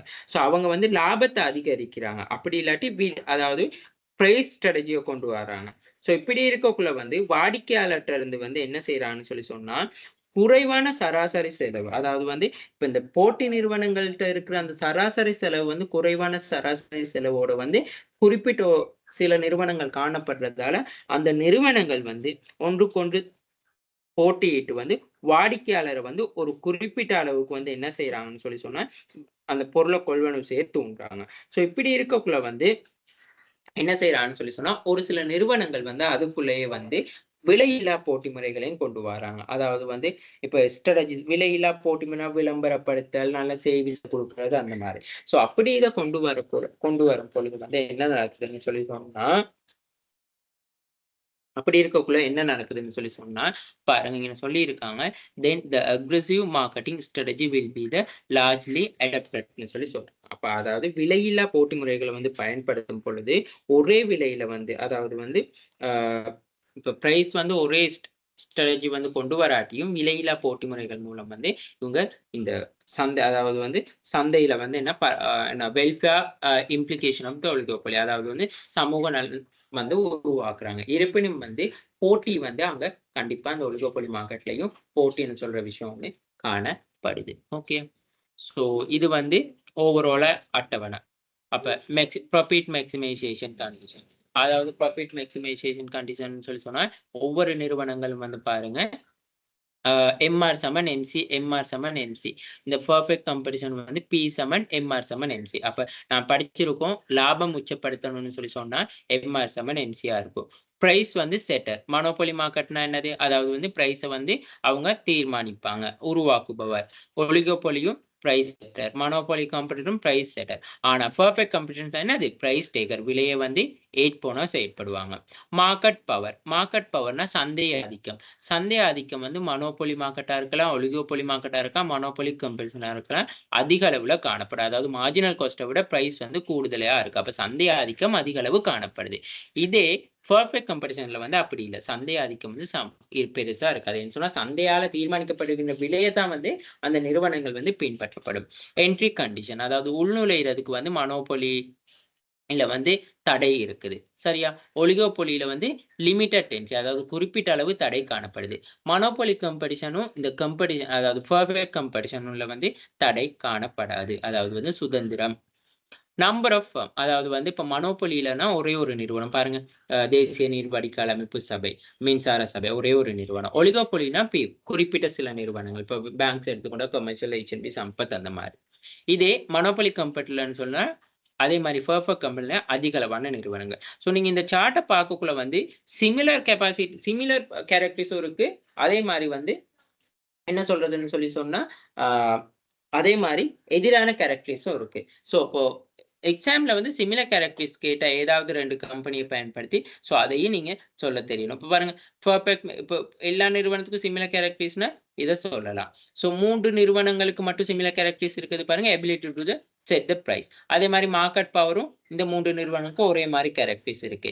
என்ட்ரி மாடல் வந்து பாருங்க, சொல்ல போனா இந்த மனோபொலி கம்பெடிஷனுக்கும் பர்ஃபெக்ட் கம்பெடிஷனுக்கும் சிமிலர் கேரக்டர்ஸ் தான் இருக்கு, அதாவது ஃப்ரீ என்ட்ரியா இருக்கு, சரியா? அதே மாதிரி நம்பர் ஆஃப் ஃப்ரேம் வந்து இந்த மனோபொலி கம்பெடிஷனுக்கும் பர்ஃபெக்ட் கம்பெடிஷனுக்கும் வந்து சிமிலரா தான் இருக்கு. லாங் ரன் ப்ராஃபிட், அதாவது லாங் ரன் ப்ராஃபிட் வந்து என்ன சொல்றான்னு சொல்லி சொன்னா மனோபொலி மார்க்கெட்லயும் இந்த ஒலிகோபொலிலையும் வந்து அதாவது வந்து நார்மல் ப்ராஃபிட் வந்து இருக்கும். ஸோ நார்மல் ப்ராஃபிட்டும் இருக்கும், அதே மாதிரி எப்நார்மல் ப்ராஃபிட்டும் இருக்கும். என்ன சொன்னா தனித்து நின்று செயல்படுற நிறுவனங்கள் தானே. ஆனா இந்த மனோபொலி கம்பெடிஷனும் பர்ஃபெக்ட் கம்பெடிஷன்லையும் வந்து நார்மல் ப்ராஃபிட் தான் இருக்கும், அதாவது வந்து எம்ஆர் சமன் எம்சியா இருக்கும். அப்படின்னு என்ன சொல்றது, டோட்டல் ரெவன்யூ, மொத்த வருமானம் மொத்த செலவை வந்து ஈடு செய்யக்கூடியதா இருக்கும். Strategy depend of the individual rival firm behaviour, அதாவது வந்து இங்க வந்து மனோபொலியில வந்து போட்டியாளர்களே இருக்க முடியாது, ஏன்னா ஒரே ஒரு நிறுவனம் செயல்படுறதால. ஒலிகோபொலியில வந்து போட்டித்தன்மை காணப்படும். அதே மாதிரி மனோபொலி கம்பெடிஷன்லயும் வந்து போட்டித்தன்மை. அப்ப இந்த ஒலிகோபொலியும் மனோபொலி கம்பெடிஷன்லயும் தான் வந்து இந்த போட்டி ஸ்ட்ராட்டஜி டிபெண்ட் வந்து இண்டிவிஜுவல் ஃபார்ம், அதாவது தனித்தனி நிறுவனங்கள் தனித்தனி தந்திரோபாயங்களை வந்து பின்பற்றக்கூடியதா இருக்குன்னு சொல்லி சொல்றாங்க, சரியா? அடுத்தது வந்து பர்ஃபெக்ட் கம்பெனில carrier about the market price only, அதாவது இங்க வந்து போட்டித்தன்மை எதுவுமே இல்லை, பிரைஸை மட்டும்தான் அவங்க பார்ப்பாங்க. ப்ரொடக்டை பார்த்துக்கொண்டா மனோபொலியில சிங்கிள் ப்ராடக்ட், தனி ஒரு உற்பத்தி மட்டும். ஒலிகோபொலியிலையும் இந்த மனோபொலி கம்பெனிலையும் வந்து என்ன நடக்குதுன்னு சொல்லி சொன்னா கொஞ்சம் பொருள் வேறாக்கம் காணப்படுதுன்னு சொல்லி படிச்சோம். இந்த பர்ஃபெக்ட் கம்பெனில வந்து அன்டிஃபரன்ஸ், அதாவது ஒத்த தன்மையான பொருட்கள் மட்டும்தான் காணப்படும் சொல்லி படிச்சோம். ஓகே, சரி, இவ்வளவே தான் இந்த மார்க்கெட் ஸ்ட்ரக்சர்ல நாங்க படிக்க இருக்கு. சரியா? ஒலிகோபோலி மார்க்கெட்ட வந்து மெயினா நீங்க ஓகே இதுல வந்து கொஞ்சம் கன்ஃப்யூஸ் ஆகக்கூடிய விஷயங்கள் இருக்கு. ஸோ நான் இதுல வந்து படிக்க சொல்ற விஷயத்த மட்டும் நீங்க படிங்க. ஒலிகோபோலி மார்க்கெட்னா என்ன? ஒலிகோபோலி மார்க்கெட்ல இருக்க கேரக்டர்ஸ் என்ன? பேரியர் டூ என்ட்ரி என்ன? பேரியர் டூ என்ட்ரிக்கான ரீசன்ஸ் என்னதுன்னு சொல்லி பாருங்க. சரியா? அடுத்த விஷயம் நீங்க படிக்கணும் வந்து இந்த டோப்லி மாடல்னு சொல்லி ஒண்ணு இருக்கு. அந்த டோப்லி மாடலுக்குள்ள வாரது வந்து மெயினா வந்து கிங் டிமாண்ட் கர்வ் அனலைசரையும் பிரைஸ் லீடர்ஷிப் மாடலையும் வந்து மெயினா பார்த்துக்கொண்டாலே போதும். மத்த 3 மாடலும் வந்து உங்களுக்கு டவுட்டா இருந்தா, அதாவது உங்களுக்கு அண்டர்ஸ்டாண்ட் பண்ணிக்கொள்ளவோ அப்படி இல்லாட்டி உங்களுக்கு கஷ்டமா இருந்தா அந்த 3 மாடலையும் வந்து ஜஸ்ட் ஒரு நான் சொன்ன ஐடியா மட்டும் எடுத்துக்கொள்ளுங்க. டீப்பா அத பார்க்க தேவையில்ல. சரியா? ஸோ கூடுதலா பேப்பர் செக் பண்ணி பார்த்தா இந்த பிரைஸ் கிங் டிமாண்ட் கர்வ் அனலைசிஸும் பிரைஸ் லீடர்ஷிப் மாடலும் தான் வருது. ஓகேயா? ஸோ அடுத்தது வந்து ஓகே இந்த கிங் டிமாண்ட் கர்வ்னா என்னது? அது ஞாபகம் வச்சுக்கொள்ளுங்க. பிரைஸ் லீடர்ஷிப்ல வர 3 மாடல்ஸும் என்னதுன்னு சொல்லி அது ஞாபகம் வச்சுக்கொண்டீங்கன்னா ஓகே. ஸோ அடுத்தது வந்து இந்த என்ன சொல்றாங்கன்னு சொல்லி சொன்னா, இந்த அட்டவணை சார்ட். இவ்வளவே தான் நீங்க எக்ஸாம். ஸோ அப்ப 4 மார்க்கெட்டையும் தெளிவா நான் சொல்லிக் குடுத்துட்டேன். ஸோ அந்த 4 மார்க்கெட்ல கேரக்டரிஸ், ப்ராஃபிட் அது எல்லாமே எல்லாமே ப்ராப்பரா எல்லாம் A to Z ரீட் பண்ணி, ஸோ நீங்க கிளியரா ஒரு ஐடியா எடுத்துக்கொள்ளுங்க. நாங்க திரும்ப பேப்பர் டிஸ்கஷன்ல வந்து நாங்க எல்லாமே கதைப்போம். என்னென்ன பேப்பர் டிஸ்கஷன் செய்யக்குள்ள இன்னும் எங்களுக்கு வந்து ஈஸியா இருக்கும்.